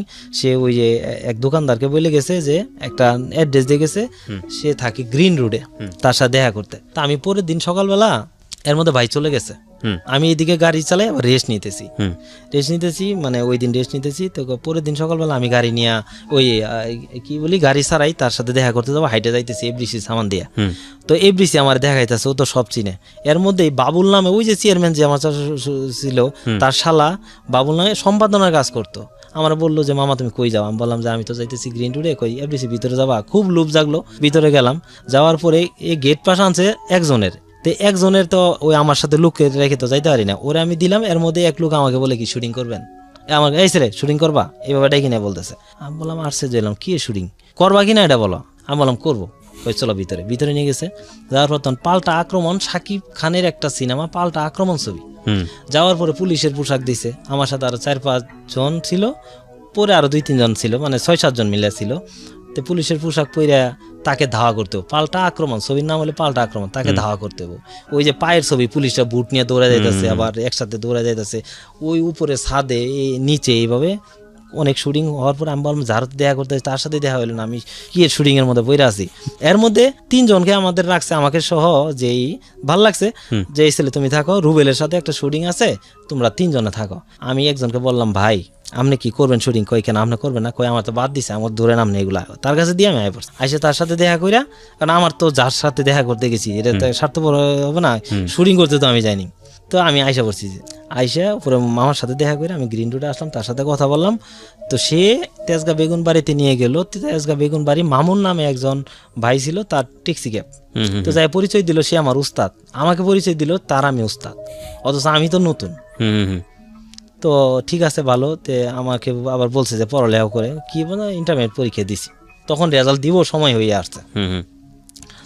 তো আমাকে গাড়ি দিল কি, তখন তার 2টা ট্যাক্সি ক্যাব, 2টার মধ্যে একটা ট্যাক্সি ক্যাব হইলো গ্যাসে চলে, তখন গ্যাসের পাম্প নতুন নামছে ঢাকা শহরে, আর একটা তেলের ডামারে দেয় না, আমার গ্যাসের ডাই আমারে দিল, সিনিয়র ড্রাইভার ভাইবে। তা আমি চালাই, আস্তে আস্তে বুঝতে পারছে, কিন্তু তারা আমার অনেস্টি দেখে, এবং আমি যে একটা স্টুডেন্ট মিথ্যা কথা বলি না, ড্রাইভার না মিথ্যা কথা বলে, সবকিছু মিলে তার ভালো লাগছে। এক পর্যায়ে সে আমাকে দিয়েছে প্রাইভেট চাকরি নিল, আইসা বললো 2টা গাড়ি আমার দায়িত্বে। আচ্ছা, 2টা গাড়ি আমার দায়িত্বে, আমি একটা চালাই, আরেকটা যে ড্রাইভার চালায় তার সমস্ত কিছু দেখভাল আমি করি। এবং রাতে আমি মেসে থাকি না, তাদের একটা ওই যে একটা ওয়ার্কশপ আছে, এখানে ঘুমাই, কিন্তু ওরা কাজ করে সকালে রাত 12টা। এখন তো মোটামুটি একটা অবস্থায় চলে আসছেন, তখন বাড়ি যাননি, মমতার খোঁজ নেননি? তখন বাড়িতে গেলাম। তো এই অবস্থায় আমি তখন বাড়িতে গেলাম, আমার রেজাল্ট দিব এই কথা শুনে আমি গেলাম। যাওয়ার পরের দিন আমার রেজাল্ট দিল এবং আমি পাস করলাম। আচ্ছা। ও এর মধ্যেই আবার এসএসসি রেজাল্টটাও দিছে, এসএসসিতেও পাস করলাম, ইন্টারমিডিয়েটও পাস করলাম। বাড়িতে গিয়ে তো মমতার খোঁজ করার কথা, কি হলো? না, আমি বাড়িতে গেছি রেজাল্টের জন্য, তো রেজাল্ট তো নিবই এবং যেটা উদ্দেশ্য সেটা তো দেবই। তো বাড়িতে যাওয়ার পর যখন মমতাদের বাড়িতে, তখন ওরা আর মামলা করে নাই, তো আমি রেজাল্ট পাইলাম, পাস করছি, সেও অনেক খুশি। এর আমি তাদের বাড়ির পাশে আবার আমাদের ঘরের পাশে একটা মেয়ের বিয়ে হয়েছে, এসে কথা বলে সবকিছু বলে অনেক খুশি। তো সে আমার সাথে দেখা করার জন্য পাগল হয়ে আছে, কিন্তু আমি তার সাথে একটু রাগ করে আছি। কিন্তু সবাই বলে যে এভাবে চলে গেল, তোর বিপদের সময় চলে গেল, তুই কি করবি? আমি বলছি, তো সে আমার সাথে দেখা করার জন্য মানে অস্থির, কিন্তু অনেকে অনেক কথা বলতেছে এবং আমার গার্ডিয়ান বলতেছে ওই মেয়েকে আর নেবো না। আচ্ছা। তো আমার কথা হইলো যে সে আমার তো ওয়াইফ, তাকে তো আমি ডিভোর্স দেইনি, তো তার সাথে অ্যাটলিস্ট এই প্রশ্নটা আমার করা উচিত, তুমি কেন চলে গেলে? রাইট। তো আমি ভাবতেছি, কিন্তু তার সাথে দেখার কোনো নাই। এর মধ্যে কি হয়েছে, আমার যে পাশে বোন বিয়ে দিছি, এই ভগ্নিপতির সৎ ভাইদের সাথে ঝামেলা, মানে তারা কি নিয়ে সাংসারিক জিনিস নিয়ে ঝামেলা করে। তা আমি আবার আসছি, ভগ্নিপতিরা মারছে দেখতে গেছি, যাওয়ার পরে দেখেছেন তারা ভাবছে যে আমি তাদেরকে মারতে গেছি। তারা কি হয়েছে, উল্টা আসছে আমাদেরকে মারতে, মানে তারা ভাবছে যে পক্ষ হয়ে গেছে। আমি কিন্তু আসলে ওই মন মানসিকতা নিয়ে যাইনি। তো যখন মারতে আসছে তখন আমার মাথায় রক্ত উঠে গেছে, আমি ইচ্ছা মতন দুইটারে পিটাইছি দুই বাইরে, পরে তারা আবার 2টা মামলা দিল আমার নামে। ওই সময়টাতে আরো 2টা মামলা হয়েছে? আর 2টা মামলা দিল তারা। আচ্ছা, এই মামলাও লিড দিতেছে তুরাব চেয়ারম্যান। ওকে ওকে। দেওয়ার পরে এদিক থেকে মামলা দিছে, ঠিক আছে। আবার আমি কি করছি, তো তার সাথে দেখা করা দরকার। আমি ওই সে আমাদের বাড়ির কাছে একটা মিজান ভাই ছিল, আমাদের ফ্রেন্ড সার্কেল, তো তাদের ওখানে সে টিভি দেখতেছে, মানে গেছে এমনি বেড়াইতে, টিভি দেখতেছে। আমি বাজারে যাওয়ার আগে বাজার যাইতেছি, এর মধ্যে সে আমাকে দাঁড় করাইছে, তুমি একটু ঘরে আসো তো। কে এটা? ওই মিজান ভাই। মিজান, আচ্ছা। তো আমি ঘরে গেছি, যাওয়ার পরে বলতেছে যে তুমি একটু আমার, মানে সবাই মিলে টিভি দেখতেছে, তো বলতেছে তুমি ওই ঘরে আসো, ওই ঘরে তোমার সাথে একটু কথা আছে। অ্যাকচুয়ালি এটা হইলো মমতারই আবদার ছিল যে আমাকে যাতে যে কোনো মূল্যে তার কাছে দেয়। আচ্ছা আচ্ছা। তা আমি ঘরে ঢোকার সাথে সাথে সে আমার পা ধরে ধরছে, ধরে বলতেছে আমি ভুল করছি, আমাকে তো মাফ করে দাও, আমি তো তোমার বউ, ভুল মানুষই করে, বিভিন্ন কিছু বলে সে কাঁদতেছে। কতদিন পরে দেখা আপনার মমতার সঙ্গে? তখন দেখা প্রায় 3 মাস। আচ্ছা, এরকম। ওকে, তারপর সে এটা বলতেছে। এখন আমি কি করব, তাকে প্রশ্ন করার কোনো ওয়ে আর মানে পাচ্ছি না। এর মধ্যে কি হয়েছে, ওই বাড়িতে খবর গেছে, তার বাড়িতে যে মমতা আমার সাথে কথা বলতেছে, তার বাড়ি তো কাছেই। এক মহিলা এসে বলতেছে, মমতা তুই লালচানের সাথে দেখা করতেছস, তোর বাবা দা নিয়ে আসতেছে, মানে তার গার্ডিয়ানও আমাকে দিবে না, আমার গার্ডিয়ানও নিবে না। আমি তো সাথে সাথে বললো যে তুমি তাড়াতাড়ি যাওয়া। তো আমি বাজারে চলে গেছি। তো ঠিক আছে, যেহেতু সে বলছে তার সাথে আমার দেখা করা দরকার, তো এইভাবে চলে আমি বাজারে যাওয়ার পরে এইভাবে চলতেছে। তো মামলা খাইছি, ওইভাবে মামলাটা পুলিশ ওই আবার খুঁজতে আসে বাড়িতে। তো রাতের বেলা ওর সাথে আমি দেখা করি, রাতের বেলা, কারণ ও তো আমার ওয়াইফ। এটা আমি দিনের বেলা কেন পারি না, দিনের বেলা তো আমার গার্ডিয়ান দিবে না, ওর গার্ডিয়ানও দিবে না, ঠিক আছে। তো এর মধ্যেই আমরা কিভাবে কি করি, ওরকে বলি যে তুমি একটা দিনের বেলা দেখা কোনোদিন করলে বলি যে একটা উড়না নিয়ে তুমি একটা রিক্সা নিয়ে আসা পারবা। তো ওই আমাদের সরকারি কলেজ মাঠের ওখানে থাকি, তো উড়না নিয়ে যাওয়ার সাথে সাথে ও ওই উড়না দিয়া রিক্সাটা বাঁধে, হুড বাঁধে, আগের অনেক আগের এইভাবে যাইতো। তো ও বাইদে ওর মাঝখানে ও যা। তা আমি কি করি, কাছাকাছি গিয়ে যাওয়া মাত্র খালি উড়নাটা ওঠা, আমি ভিতরে ঢুকে বলি, ভিতরে ঢুকে দুইজনে অন্য থানায়, তখন তো আমার কাছে মোটামুটি টাকা পয়সা যাই যতটুকুই পারি একটু করে ইনকাম করি, তো অন্য থানায় বিভিন্ন জায়গায় ঘুরি। আমার 2-3টা রিক্সালা এরকম বানানো ছিল, এইভাবে তার সাথে মুভ করতে করতে গল্প করতাম অনেকে। একদিন একটা মজার ঘটনা হচ্ছে, আমার যে শ্বশুর সে গেছে ইসলামপুর, আমার রিক্সাও গেছে ইসলামপুর। তখন রিক্সাওয়ালা এলাকার হিসেবে তার নানা হয়। তা আমার শ্বশুরে তারা বলতেছে, কিরে এই জামানায় তো এরকম বউ দেখি নেই যে হুট বাইদা যাইতেছে, কোত্থেকে নিয়ে এলি, আমাদের গ্রামের কেউ? আমার শ্বশুর বলতেছে, ঠিক আছে। তো ও তো হত, মানে ও কি বলবো কোনো, আমি বললাম তুমি তাড়াতাড়ি যাও, ও গেছে গা। যাই হোক, তো এইভাবে আবার রাতের বেলা দেখা করতাম কিভাবে, সে তো আমার ওয়াইফ, আমি ওই পিছন দিয়ে আসতাম, আইসে ওই যে ধান খেত ই করে। তো আমরা বসে সময় কাটাইতাম কিভাবে, সারা রাত জ্যোৎস্না দেখতাম, সারা রাত বসে বসে জ্যোৎস্না দেখতেছি, কিভাবে সময় যেতে চাই না। পাশে হইলে আমাদের জাহানালতি মহিলা কলেজ, এখান থেকে ঘন্টার পর যে বেল বাজতেছে, মনে হইতেছে যে 5 মিনিট পর পর বাজতেছে বেল, এরকম 1 ঘন্টা পর যে বেলটা দেয়। তো এরকম ভাবে সময় যাইতেছে। মানে স্ট্রেঞ্জ বলবো না আমি, মানে এদের দুইজনের মধ্যে এখন পর্যন্ত যতটুকু শুনেছি অসাধারণ, মানে এত অভাব, এত ঝামেলা, এ লোকের নামে 5টা মামলা তখন, এবং এত কিছুর মধ্যেও অদ্ভুত শক্তি ছিল, প্রেমের শক্তি, নিঃসন্দেহে অবাক হচ্ছি, মানে এই যুগে এটা খুব বিরল। যাই হোক, বলেন তারপর। পরে আমরা এইভাবে জ্যোৎস্না দেখতাম, আর আবার কি করতাম, দুইজনের দিক চায় কানতাম, জ্যোৎস্নার দিক চায় কানতাম, মানে আমাদের মাঝে বাধা এখন গার্ডিয়ান, মানে এরকম যে কি করা যায়। তো এইভাবে দেখা সাক্ষাৎ করতে করতে একদিন আমরা বইসা আছি, একটা ঘটনা বলি, একটা বইসা আছি, পাশের বাড়ির লোক, কুয়া আছে না আগের যে কুয়া থাকে, আমাদের পিছনে হলো কুয়া, আমরা জ্যোৎস্না রাত একদম দিব্যি জ্যোৎস্না, আমরা বইসা বাজারের নিচে বইসা দুইজন গল্প করতে, আমাদের জাস্ট 10 গজ পিছনে ওই বৃদ্ধ মহিলার লোক কুয়া থেকে পানি তুলতেছে, আমরা গল্প করতেছি দিব্যি, মানে কোনো হুশ নাই, চাই দিয়েছেন এরা পানি তুলতেছে। পরে আমরা কি করলাম, দৌড় দেওয়া যাবে না, তো বলছি শুয়ে পড়ি চলো। তে দুইজনে এমন ভাবে শুয়েছি যে ওই দিক চাইলে বুঝতে পারবে যে দুইটা মানে কি শুয়ে আছে, ওইভাবে করতে পারবে না, কিন্তু শুয়ে পড়ছি একদম কাছে, তারা আমাদের দেখে নাই। তো এইভাবেই তো চলতে চলতে একদিনের একটা ঘটনা বলি। তো এইভাবে আমি যাই, ও কি করে রাতের বেলা আমার লাগে ভাত রাখে, আমি তখন বাড়িতে ঘন ঘন যাওয়া দৌড়ছি, বাড়িতে ঘন ঘন এই জন্য এই দিক দিয়ে ড্রাইভিং করি। ও এর মধ্যে আমার অনার্সের ফর্ম ছাড়ছে, তা আমি পড়ালেখা করবো না, আমার আর চিন্তাও নাই এটা। এর মধ্যেই আমার কামাল ভাই নামে একটা লোক আছে, তার বাড়ি হচ্ছে নোয়াখালী, সে যে মেসে থাকি বেগুনবাড়িতে কুতুবের ম্যাচে, সেই ম্যাচে উনি আমাকে ইন্সপায়ার করলো যে তুমি পড়ালেখা করো। তো তুমি পারবা। আমি বললাম আমাদের সম্ভব ভাই, করা সম্ভব। সে পরে তিতুমি থেকে ফর্ম উঠাই দেয়, আমি পরে তিতুমি থেকে অনার্স মানে আমি ফর্ম উঠাই আর কি, এর মধ্যেই ভর্তি হইনি আর কি, ফর্ম উঠাই পরীক্ষা দিছি। তো এর মধ্যে কি হয়েছে, আমি একদিন রাতে দেখা করতে গেছি, যাওয়ার পরে ও ভাত রাখতো, ও খাইতো না, বললো যে পরে খাবো, ঠিক আছে। ও আর ওর ওই যে কাজিন একই সাথে ঘুমাসতো। আচ্ছা, তা আমার শরীরে খুব খারাপ লাগতেছে। ও বলতেছে কি তুমি এক কাজ করো, তুমি আইসা আমাদের ঘরে শো। আমি বললাম প্রশ্নই আসে না, তোমার গার্ডিয়ান হয়তো তাকেও মাঝে মধ্যে অবিশ্বাস করি যে হেও কি আটকাই দিতে পারে কিনা, ঠিক আছে, ভালোবাসি ঠিক, কিন্তু মানে বিশ্বাসটা আসতেছে না এরকম। আমার কথা হইলো দেখি গার্ডিয়ানের মাধ্যমে যা হয়।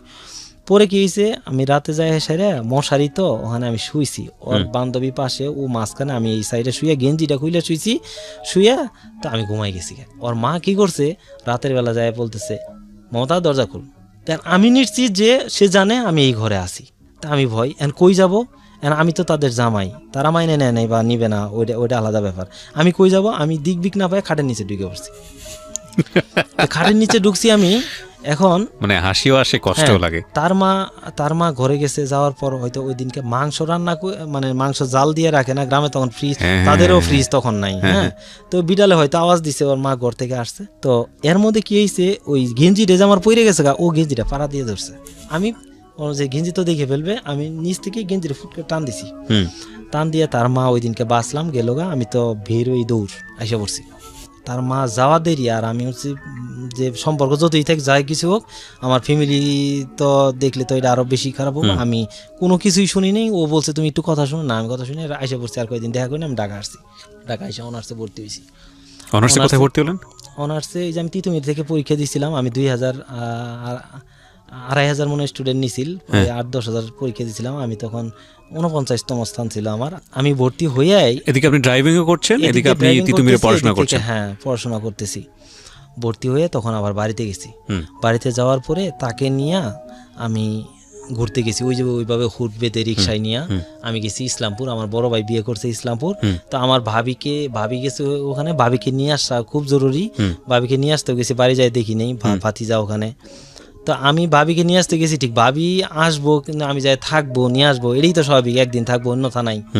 তা আমি যাই একটা অস্থিরতা দেখাইছি, এবং ভাবি ছিল মমতাকে রেখে গেছিলাম ওদের ইসলামপুর যে ধুবারচর একটা এলাকা সিরাজাবাদ, ওই বাজারে রেখে গেছি। যে তো ওই ভাবি আবার আমার ওয়াইফকে চিনতো, ও দেখছে রিক্সার মধ্যে বসা মমতা। তা আমি ভাবির ওখানে যাই, তাড়াহুড়া করতে যাই, আপনি যাবেন না? আমার কথা হলো না আসলেই ভালো, কিন্তু জাস্ট ফর্মালিটি মেনটেন করতে গেছি। সে বলতো তুমি থাকো, আমি তো তোমার সাথে যাবো। আমি তাকে বলছি না, তাহলে আমি যাই, আপনার আইসেন, আমার কাজ আছে। তো এটা তার মধ্যে একটু সন্দেহ, এবং তার ভাবি যায় বলছে যে ও তো মমতাকে দেখলাম ওই বাজারে, ও তো বলছে তাহলে তো মমতাকে নিয়ে আসছে। এই যে ধরাটা খাইলাম যে ওখানে যে মমতাকে নিয়ে, মমতার সাথে আমার সম্পর্ক আবার চলতেছে। বাড়ি থেকে জানলো, পরে আমি আসছি ওকে নিয়ে বাড়িতে আসার পরে ওর বাড়িতে যে ওকে এগুলা সব জানাজানি হয়ে গেছে গা, এবং সন্ধ্যা হয়ে গেছে গা। সে বলতেছে আমাকে বাড়িতে কিন্তু তুলবে না, মানে আজকে সন্ধ্যা হয়ে গেছে গা, এটা কিন্তু আব্বা জানাজানি হয়েছে। তো বাড়িতে যাওয়ার পরে তার বাবা তাকে বাড়িতে তুলে নাই, এবং তার বাবার ভয়ে সে পাশে তার ফুপুর বাসা ওখানে আছে। আমি বাজার থেকে বাজার কইরা ভাইয়ের সাথে কথা বলে আমি বাজার কইরা আসতেছি। তা আমি যে আসতেছি, সে দৌড়ায় যায় আমার রিক্সার সামনে দাঁড়াইছে, তাদের বাড়ির সামনে। তুমি কোথায় যাও, তুমি আমাকে নিয়ে যাও, ঠিক আছে, তুমি আমাকে নিয়ে যাও। আমি কোথায় যাও, তো বাড়িতে ঢুকতে পারতেছি না। তা আমি তাকে বললাম যে আমি কি করব, তুমি একটু ধৈর্য ধরে থাকো, দেখি কি করা যায়। তারে কোনো মতে আমি বুঝাই, আমি রিক্সাটা বলছি তাড়াতাড়ি যাও। বাড়িতে গেছি, মারে বলছি মা ভাত দাও, আমি এক জায়গায় যাবো। মা কেন জানি বিশ্বাস করছে যে আমার, কিন্তু তোকে বিশ্বাস হইতেছে না, তুই মনে কোনো অঘটন ঘটাইছস। হ্যাঁ, তো তুই এরকম করতেছ, ঢাকা চলে যাবে। আমি বলছি যে গ্যারেজের মালিক ফোন দিচ্ছে, গাড়ির মালিক, তো তাড়াতাড়ি যাইতে হবে। তো মা বলতেছে যে মার মনে সন্দেহ হয় একটা। তা আমি এটা বইলে আসছি বাজারের মোড়ে, ওই যে ছোটো বাজার। তো বাজারের মোড়ে এক সেলুনে সবাই আড্ডা দিতেছে, আমি সেলুনে ঢুকছি, যে মা তার চুল টুল দেখতেছি, দেখতে দিয়েছে আমার পিছনে এসে দাঁড়ায় আছে। আমার বলতেছে তুমি কোথায় যাচ্ছ, তুমি ঢাকা যাচ্ছ, তুমি আমাকে নিয়ে যাও। আমি বলতেছি কি করব, আমার বন্ধু রাজ্জাকের কথা শুনে আমি বললাম বন্ধু তুই আমার বাসায়, এই মুহূর্তে কি করবো আমি। তো সে কি করলো যে আচ্ছা আপনি আসেন, আপনাকে এখানে তো বাজারে তো মানুষজন জমা হয়ে যাবে, আমি ব্যবস্থা করতেছি। হ্যাঁ, বইলে ও অন্য একটা রাস্তা ছিল, ওই যে নবাবালি যে ইয়ের দিক, তো ওইদিকে রাস্তায় হাঁটতেছে। আমি উল্টা দিকে আইসা এখন আমি তো পলায় আছি, আমি কি করব? কারণ এই দিক থেকে হয়তো অনেকে ভাববে যে ভালোই বাসেন তো এরকম পলায় আছেন কেন? পলায় থাকার কারণ হচ্ছে আমি ফ্যামিলির কাছে, মানে আমি আমার ভাইয়ের কাছে দায়বদ্ধতা। আমি যদি বাবার টাকায় মানুষ হতাম তাহলে আমার মাঝে অতটা হতো না। আমি ভাইয়ের কাছে মানুষ, এবং আমার ভাইয়ের এখানে যদি কিছু করি এবং ভাইয়ের অবাধ্য হই, অনেক কিছুই হইতেছে। ভালোবাসি ঠিক আছে, আমি চাইতেছি একটা পর্যায় হোক, পর্যায়ক্রমে তাকে আমি নেব।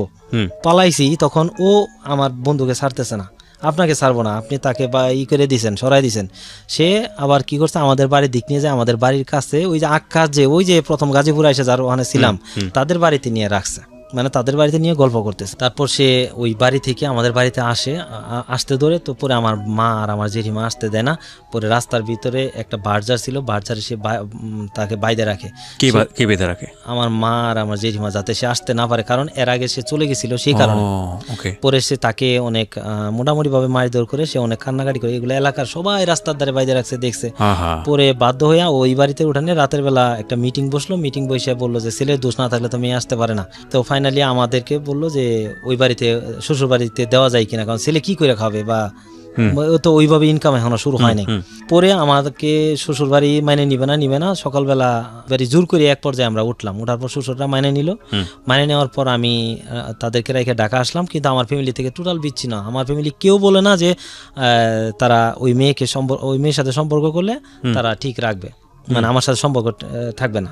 তা আমি অনেক বুঝাইছি গার্ডিয়ানকে, কেউ বুঝে নাই। পরে আমি বাধ্য হয়েছি গার্ডিয়ানের হইয়া পরে বাধ্য হয়েছিলাম আমি একটা ডিভোর্স দিতে। এক তালাক দিছি। এটা আসলে এটা আমি মন থেকে চাইনি, তো গার্জিয়ানের উপর রাগ করে যে করে সবকিছু মিলে দিছি, মানে গার্জিয়ানও চাইছিল আর কি, যে তা নাহলে হয় না। পরে এক তালাক দেওয়ার পরে ওরা দিল মামলা, তারা নারী নির্যাতন মামলা দিল, কয়েকটা মামলা দিল আমার নামে। কটা মামলা দিল? তখন তারা 2টা মামলা দিছে। তার মানে আপনার মামলা হলো 7টা? 2টা না 3টা, আরেকটা মানে জিডি করে আসছিল, হুমকি ধমকি দিতেছিল। টোটাল 8টা মামলা চলছে আপনার তখন? তো মামলা দিল। মামলা দেওয়ার পরে আমার এই মামলা হইতেছে। এর মাঝখানে যে এই মামলাগুলো হয়েছিল আমার, এগুলো হাজিরে দিতেছিলাম আমি, কিন্তু মানে অনেক হাজিরে, এই যে সপ্তাহে 15 দিন পর যে বাড়িতে আসার কারণ হাজিরেই মেন উদ্দেশ্য, বা এই জন্য আসি। তো এইভাবেই চলতে পরে এক পর্যায়ে দেখলাম যে মামলা কিন্তু চলতেছে 2 পক্ষ থেকেই। আমরা মামলা করিনি, বাট আমরা চালাই দিয়েছি। আমার ভাইয়ের প্রায় 1-1.5 লাখ টাকা খরচ হয়ে গেছে।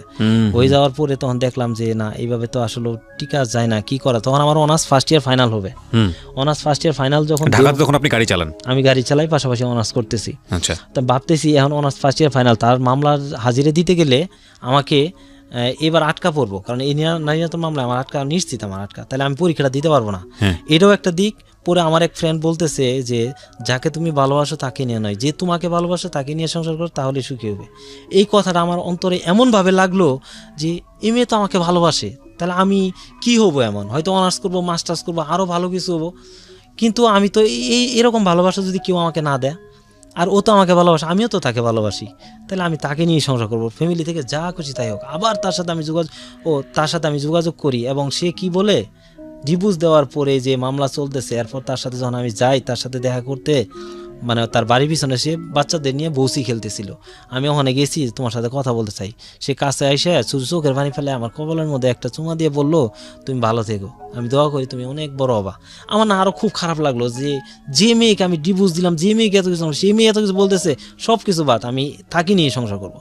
আচ্ছা, সেকেন্ড ইয়ারে উঠছেন, অনার্স পলিটিক্যাল সায়েন্সে পড়ছেন, জি, গাড়ি চালান, জি, আর হলো বউ নিয়ে আসলেন, জি, পাশাপাশি।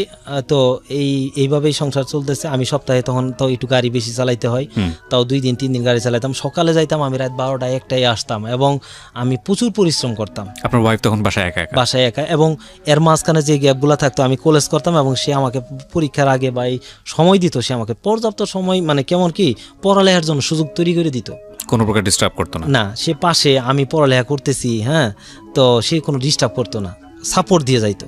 তখন আমি ভাবলাম, আমি যদি অনার্স করি, তাহলে আমার ওয়াইফ যদি আমাকে মূল্যায়ন না করে তাহলে তো হয় না, তাহলে আমার ওয়াইফকেও তো করাইতে হবে। তাকে সে যদি শিক্ষিত না হয়, আরেকজন শিক্ষিত মূল্যায়ন করবে না। তাকে আমি পরে উন্মুক্ত থেকে এসএসসি করলাম। আমি শর্টকাটে বলি, তাকে এসএসসি পাস করাইছি, ইন্টারমিডিয়েট পাস করাইছি। তার স্বপ্ন ছিল যে সে নার্সিংয়ে পড়বে, তাকে আমি নার্সিংয়ে ভর্তি করাইছিলাম। মিরপুর 2 নম্বরে মিরপুর 2 নম্বরে এই কলেজটার নাম ভুলে গেছি অনেকদিন আগে। ওই কলেজে আমি ভর্তি করছিলাম 12,000 টাকা দিয়া ফাইনালি। তো নার্সিংটা করে নাই, পরে বললো যে আমি ডিগ্রি কমপ্লিট করবো, জাহানালতি মহিলা কলেজে তাকে আমি ডিগ্রিতে ভর্তি করছি, সে সেকেন্ড ইয়ার পরে নাই। আচ্ছা, এই তো এখন তাকে এইভাবে আমাদের সংসার চলতেছে। তো ওই যে সজীব রে নিয়ে কিছু ঘটনা করছে, সে মোবাইল নিয়ে, ওই যে সজীব ঢাকা দরকার নাই, তার 3টা মামলা দিছিল যে আমার নামে, মামলা যায়নি না, দুটোর জায়গায় আর দরকার নাই।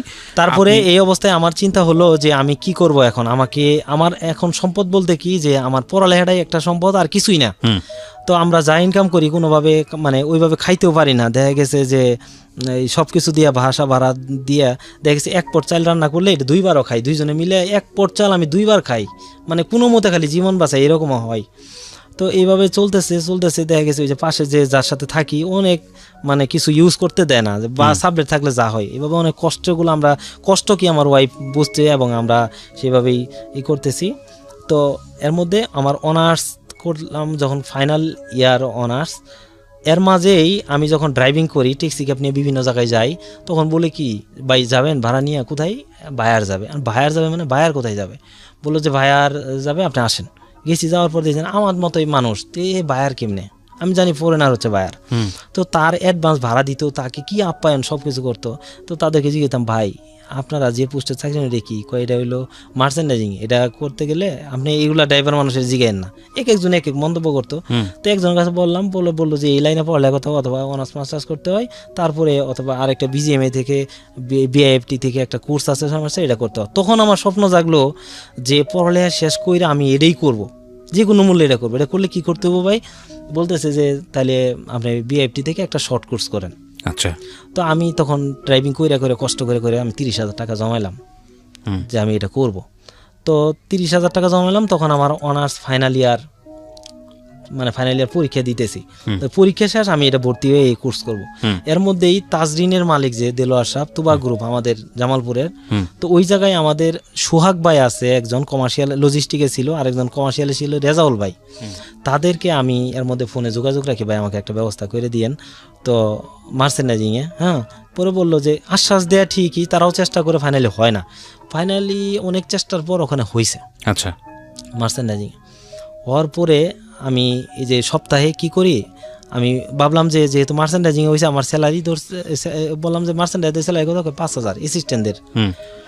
তো তখন আমাকে দিল একটা ম্যাডামের আন্ডারে, নাসরিন ম্যাডাম। তো নাসরিন ম্যাডামের আন্ডারে করি, তো 3 মাস হয়ে যায়, আমার কোনো স্যালারি পাই না। এদিক থেকে ওই 30,000 টাকা ছিল, এটাই ভাঙ্গে খাইতেছি। আচ্ছা, খাইতেছি, তো আমার কোনো স্যালারি হয় না। তো এর মধ্যে আমার নামও ওঠে না। এর মধ্যে কি হয়েছে, তার কিছু মাল শিপম্যান এয়ার হয়ে গেছে, সে নিজের চাকরি বাঁচানোর কারণে সে আমারটাও বলতে পারতেছে না, চাকরি নিজেরটাও বাঁচে না। পরে 3 মাস পরে যখন আমি ওই যে সোহাগ ভাইকে নিয়ে যায়, সেরা MD দেলোয়ার স্যারকে বললাম, তাজরিনা মালিক, যে স্যার আমার তো এই তার আন্ডারে দিয়েছিলাম, আমার তো এখন নামও ওঠে নাই, আমি তো স্যালারিও পাই না। বললো তখন লোক দরকার ছিল, নিছি, এখন লোক দরকার নেই, আর তোমাকে নেব না, আমার মার্চেন্ডাইজ দরকার নেই। আমার কি কান্না যে আমার স্বপ্নটা ভেঙে গেল। তাও আমি এটা আবার ওই ম্যাডামকে জানাই না, কারণ ম্যাডামকে জানাইলে ম্যাডাম বলবো আমার সাথে তুমি কাজ করতে পারবে না, তোমার তো MDর কাছেই গেছো। তো ওইভাবে আমার ওখানে মার্চেন্ডাইজ নেই। এই দিক থেকে আমি সপ্তাহে এই ডিউটি করতে হয় এখানে 6 দিন। তো একদিন আমি গাড়ি চালাই, তো সপ্তাহে একদিন আমার পাশেই যে গ্যারেজে, 6 দিন আপনি ডিউটি করতেন, একদিন আপনি গাড়ি চালাইতাম। তো চালাই এইভাবে চলি, কিন্তু আমার ওয়াইফ আমাকে যথেষ্ট সাপোর্ট দিত। কিন্তু পাশের যে তারা যে মানে ভালোভাবে সবকিছু হইতেছে, আস্তে আস্তে তার মনেও লাগে যে আমার নিত্য প্রয়োজনীয় যেটা, এটা দরকার। তো এইভাবে আমি যতটুকু পারি করি, সেও কষ্ট করে এইভাবে করতেছে। তো সে আমাকে সাপোর্ট দিয়ে যাইতে যেতে আমি ওই মার্চেন্ডাইজিংয়ে আস্তে আস্তে উন্নতি করা ধরলাম। উন্নতি করি, সে ওগুলা অনেক মানে ফিলিংস বোধ করে যে হ্যাঁ আমার হাজব্যান্ড একটা পর্যায়ে যাচ্ছে। তো এইভাবে, কিন্তু সে একটা জেদি ছিল, সে প্রচণ্ড জেদি ছিল, এবং সে কখনো সরি জিনিসটা বলতো না। তো সংসারে লাভ ম্যারেজ করলে যা হয় অনেক কিছুই, এর মধ্যে তার আমার শ্বশুরবাড়ি থেকে কিন্তু টোটাল 11 বছর মাইনে নেয়নি, 11 বছর 2014-তে মাইনে নিছে। তো এর মধ্যে সে বাপের বাড়ির সাথে কথা বলতে পারে না, আবার দেখা গেছে আমার বাড়ির সাথেও তেমন একটা নাই, আমার সাথে আমাকেও সারাদিন ওইভাবে পায় না, তার একটা মন মেজাজ কিটকিটা, বা লাভ ম্যারেজ করলে যা হয় আর কি, সে একটা উচ্ছৃঙ্খল অবস্থায় গেল। যেমন আমি কিন্তু অনেক ধৈর্যশীল, সে তার সাথে একটু মাঝে মধ্যে ঝগড়া লাগতো, এগুলা প্রেমের বিয়েতে হয়, যেটা হয়। তো আমি শুধু আল্লাহকে বলতাম, আল্লাহ তুমি তাকে হেদায়েত দাও, আল্লাহ তুমি মালিক, আমি তো অনেক কষ্ট করতেছি, এবং সেও চেষ্টা করতেছে, সে স্ট্রাগল করতেছে। তো ফাইনালি আমি তুবা গ্রুপ থেকে 2012-তে তাজরিনে যখন আগুন লাগলো তার 15 দিন আগে ফ্যাশন এক্সপ্রেস বাইং হাউসে জব নিলাম। ওই বাইং হাউসে কিছুদিন করার পরে আমি আবার আবির ফ্যাশন আহমেদ ফ্যাশনে ঢুকলাম। আহমেদ ফ্যাশন থেকে আমি ইয়েতে আসলাম, এই আহমেদ ফ্যাশনে 1 বছর করার পরে আমি হেরিটেজ বাইং হাউসে আসলাম। আচ্ছা, তো হেরিটেজ বাইং হাউস আমি এইভাবে ধাপে ধাপে, এবং আমি অনেক স্ট্রাগল করছি, অনেক পরিশ্রম করছি। পরিশ্রম কাকে কয়, কিভাবে করতে, আমি মানে আসলেও যে বোঝানো সম্ভব না। আমি অনেক, তো সেইভাবে আইসে এখানে আমি নিটোবেন 2টা ডিপার্টমেন্ট হেড হয়ে মার্চেন্ট ম্যানেজার হিসেবে করি। তো আস্তে আস্তে আমার উন্নতি হইতে থাকে, কিন্তু আমার সংসারের মধ্যে অশান্তি যেমন একটা আস্তে আস্তে আসতে থাকে। আচ্ছা, অশান্তিটা কি, সে মানে বাচ্চা নাই, এর মধ্যে আমার কিন্তু 14 বছর কোনো বাচ্চা হয় না। আচ্ছা আচ্ছা, 14 বছর বাচ্চা হয় না। তো তার মাঝে একটা অশান্তি যে জামাইকে মানে সেভাবে পাইতেছে না, বা সবকিছু মিলে লাভ ম্যারেজের মধ্যে যা হয়, আমি শুধু আল্লাহকে ডাকতাম। এবং আমাদের মাঝে এমন একটা পর্যায়ে একদিন চলে গেছে, একদিন একটা ঘটনা বলি। সে দরজা আমার সামনে ঝগড়া করে দরজা লাগাইয়া সে ফাঁস টানাইতেছে, আমি দেখতেছি যে সে ফাঁস টানাইতেছে। আমি নিচে দৌড়াই দারোয়ানকে পাইনি, পরে এক পাশের মহিলা একটা ভাবি পাইছি ব্যাংকার, ওনাকে ডাইকে নিয়ে আসছে, উনি এসে অনেক বুঝাইছে। তখন থেকে আমি আল্লাহকে সোজা, আল্লাহ তুমি তাকে হেদায়েত করো, আল্লাহ তুমি হেদায়েত করো, কারণ আমাদের তো সংসার টিকাইতে হবে। তো এইভাবে করতে করতে তারপরে এক পর্যায়ে আল্লাহ তাকে এমন হেদায়েত দিছে, এখন সে 5 ওয়াক্ত নামাজ পড়ার পরে চেষ্টা করে 5 ওয়াক্ত নামাজের পরেই কোরআন পড়বে। এবং আমি কোরআনের শিক্ষা ছিল না, আল্লাহ দিলে আমি 10 মাস সহি শুদ্ধ কোরআন শিখছি। এখন আমি ওই যে 2017-18 পর থেকে আমি দাঁড়িয়ে রাখছি। এবং এর মধ্যে আমি বলি যে আমি 2013-তে এর মধ্যে গাজীপুরে একটা জায়গা কিনছি। তো বাচ্চা কাচ্চা হয়েছে? হ্যাঁ, না তখন বাচ্চা কাচ্চা হয় না, এখন তো বাচ্চা কাচ্চা আছে। হ্যাঁ, এখন বাচ্চা কাচ্চা আছে। গাজীপুরে একটা জায়গা কিনছিলাম, তারপরে 2017-তে আইসা জামালপুর শহরে একটা জায়গা কিনলাম। আচ্ছা, তো আমার 14 বছর যখন বাচ্চা না হয়, তখন আমি ভাবতেছি একটা বাচ্চা পুষিয়ে নিব। তখন আমার ওয়াইফ হেদায়েতে চলে আসছে, ভালোভাবে হেদায়েতে চলে আসছে, এবং আমরা অনেক সুখী। বাচ্চা নাই, এরই একটা অসুখ, সে শুধু ভাবে বাচ্চা কি করব।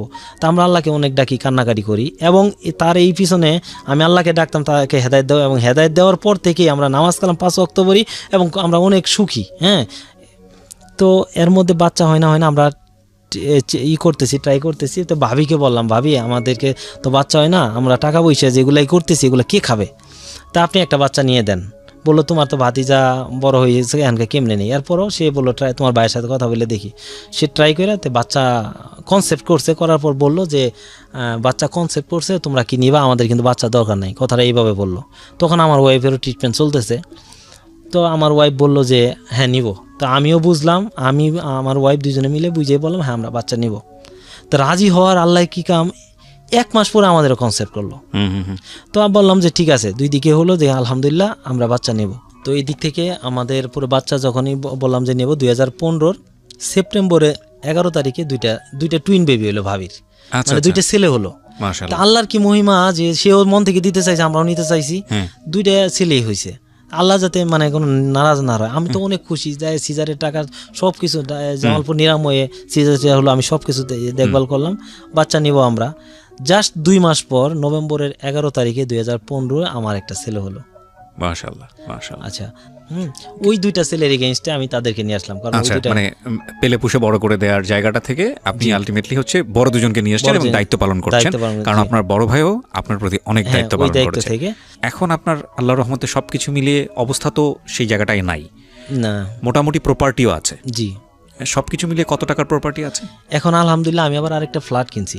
ও, একটা ফ্ল্যাটও কিনে ফেলেছেন ঢাকাতে? ইয়াতে আশকোনা, দক্ষিণ খান কেসি হসপিটালের পিছনে আনোয়ারবাগে। তার মানে আমরা বলতে পারি আপনি কোটিপতি? কোটিপতি কাছাকাছি, মানে কোটি টাকা না হলেও কাছাকাছি আর কি। হ্যাঁ, তো এবং আমি নিজে এখন একটা বাইং হাউসের মালিক। ও, আপনি নিজে একটা বাইং হাউসের মালিক? জি, আমি নিজে বাইং হাউসের মালিক। আমার আলহামদুলিল্লাহ এখন আমার প্রায় 10টা বায়ার বিভিন্ন কান্ট্রির। আপনার সামনে তো কোটি মানে আপনি কোটিপতি না, কিন্তু কোটির সম্ভাবনা আল্লাহ ই করবে। এবং আপনার জীবনে খুব র্যাডিক্যালি যে চেঞ্জটা, সেটা হচ্ছে লাস্ট 2 ইয়ার্সে। আপনি যেটা বলছিলেন যে আপনার নিজের স্যাটিসফ্যাকশনের জায়গাটা থেকে। আমি শুধু এখানে একটা লাইনে যোগ করে আজকের এই অনুষ্ঠানটা শেষ করতে চাই। প্রিয় শ্রোতা, যারা অনেক বেশি ডিফিকাল্ট সিচুয়েশনের মধ্যে আছেন, যারা ভয়ঙ্কর রকমভাবে বিপদগ্রস্ত বিভিন্ন অ্যাঙ্গেল থেকে, তারা অনেক বেশি আশাবাদী হন, কারণ আপনি যদি সৃষ্টিকর্তাকে বিশ্বাস করেন, আপনি যদি আল্লাহকে বিশ্বাস করেন, তাহলে এটা অবিসম্ভাব্য সত্য, সেটা হলো আপনার খারাপ সময় যাচ্ছে মানে আপনার ভালো সংবাদ আসছে অন দ্য ওয়ে। শুধু আপনাকে ধৈর্য ধরে তাওয়াক্কালতু আলাল্লাহ, শুধু ধৈর্য ধরে টিকে থাকতে হবে, আর কিচ্ছু লাগবে না। এবং মজার বিষয় হচ্ছে, আপনি একটু জিনিস চিন্তা করে দেখেন, যে ভাই আপনার উপর দায়িত্ব পালন করছে সেটার কিন্তু কিছুটা হলো ঋণ শোধ করার আপনি সুযোগ পেয়েছেন তার সন্তানদেরকে মানুষ করে। It's very interesting angle. এবং আপনার অর্থকরী ছিল না, আল্লাহ আপনাকে এত দিয়েছে, এত বেশি দিয়েছে, আলহামদুলিল্লাহ, এটা চিন্তার মানে বাইরে ছিল। কারণটা হচ্ছে আপনি কখনো গিভ আপ করেননি, আপনি কখনো হাল ছেড়ে দেন না। আসেন আরেকটা বিষয় দেখেন, আপনার 7-7টা মামলা হয়েছে, কয়দিনের জন্য জেল খাটতে হয়েছে? একদিনের জন্য না, আমি জেল খাটিনি। হয়তো মামলা আরো বেশি কিছু ছিল, আমি হয়তো গল্পের কারণে আনতে পারিনি, আসলে শর্টকাট সময়ের জন্য বলা হয়নি। তার মানে আপনি কোনো না কোনো ভাবে ভালো ছিলেন, যে কারণে আল্লাহ আপনাকে এই জায়গায় সাপোর্ট করেছে। আরো কিছু অ্যাঙ্গেল আছে দেখেন, সেটা হলো আপনার ওয়াইফের সঙ্গে যে সম্পর্কটা, ভালোবাসার যে সম্পর্কটা, সেটা এতটাই বেশি মানে কনজাস্টেড হয়ে গেছে যে সম্পর্ক শেষ, এই সম্পর্কটা জোড়া লাগার কোনো সম্ভাবনা নাই। শেষ পর্যন্ত আপনি ফিরে এসেছেন, এবং যখন আপনাদের আর বাধা দেওয়ার কেউই নাই, যখন 14 বছরের, আপনি বললেন 11 বছর যাবত আপনার মেনে নেয়নি ওনারা, তখন আপনাদের মধ্যে বাধা হয়েছে দুজনের আচরণ। আপনার আচরণ ওনার কাছে ভালো লাগতো না, ওনার আচরণ আপনার কাছে ভালো লাগতো না, এবং শেষ পর্যন্ত আপনি আল্লাহর কাছে দোয়া করেছেন তার জন্য, এবং সে আপনার মনের মতোই হয়েছে। এবং আপনাদের সন্তান আসলো কত বছর পরে? 14 বছর পর। 14 বছর পরে আপনার ঘরে সন্তান। আপনি চিন্তা করে দেখেন, জীবনের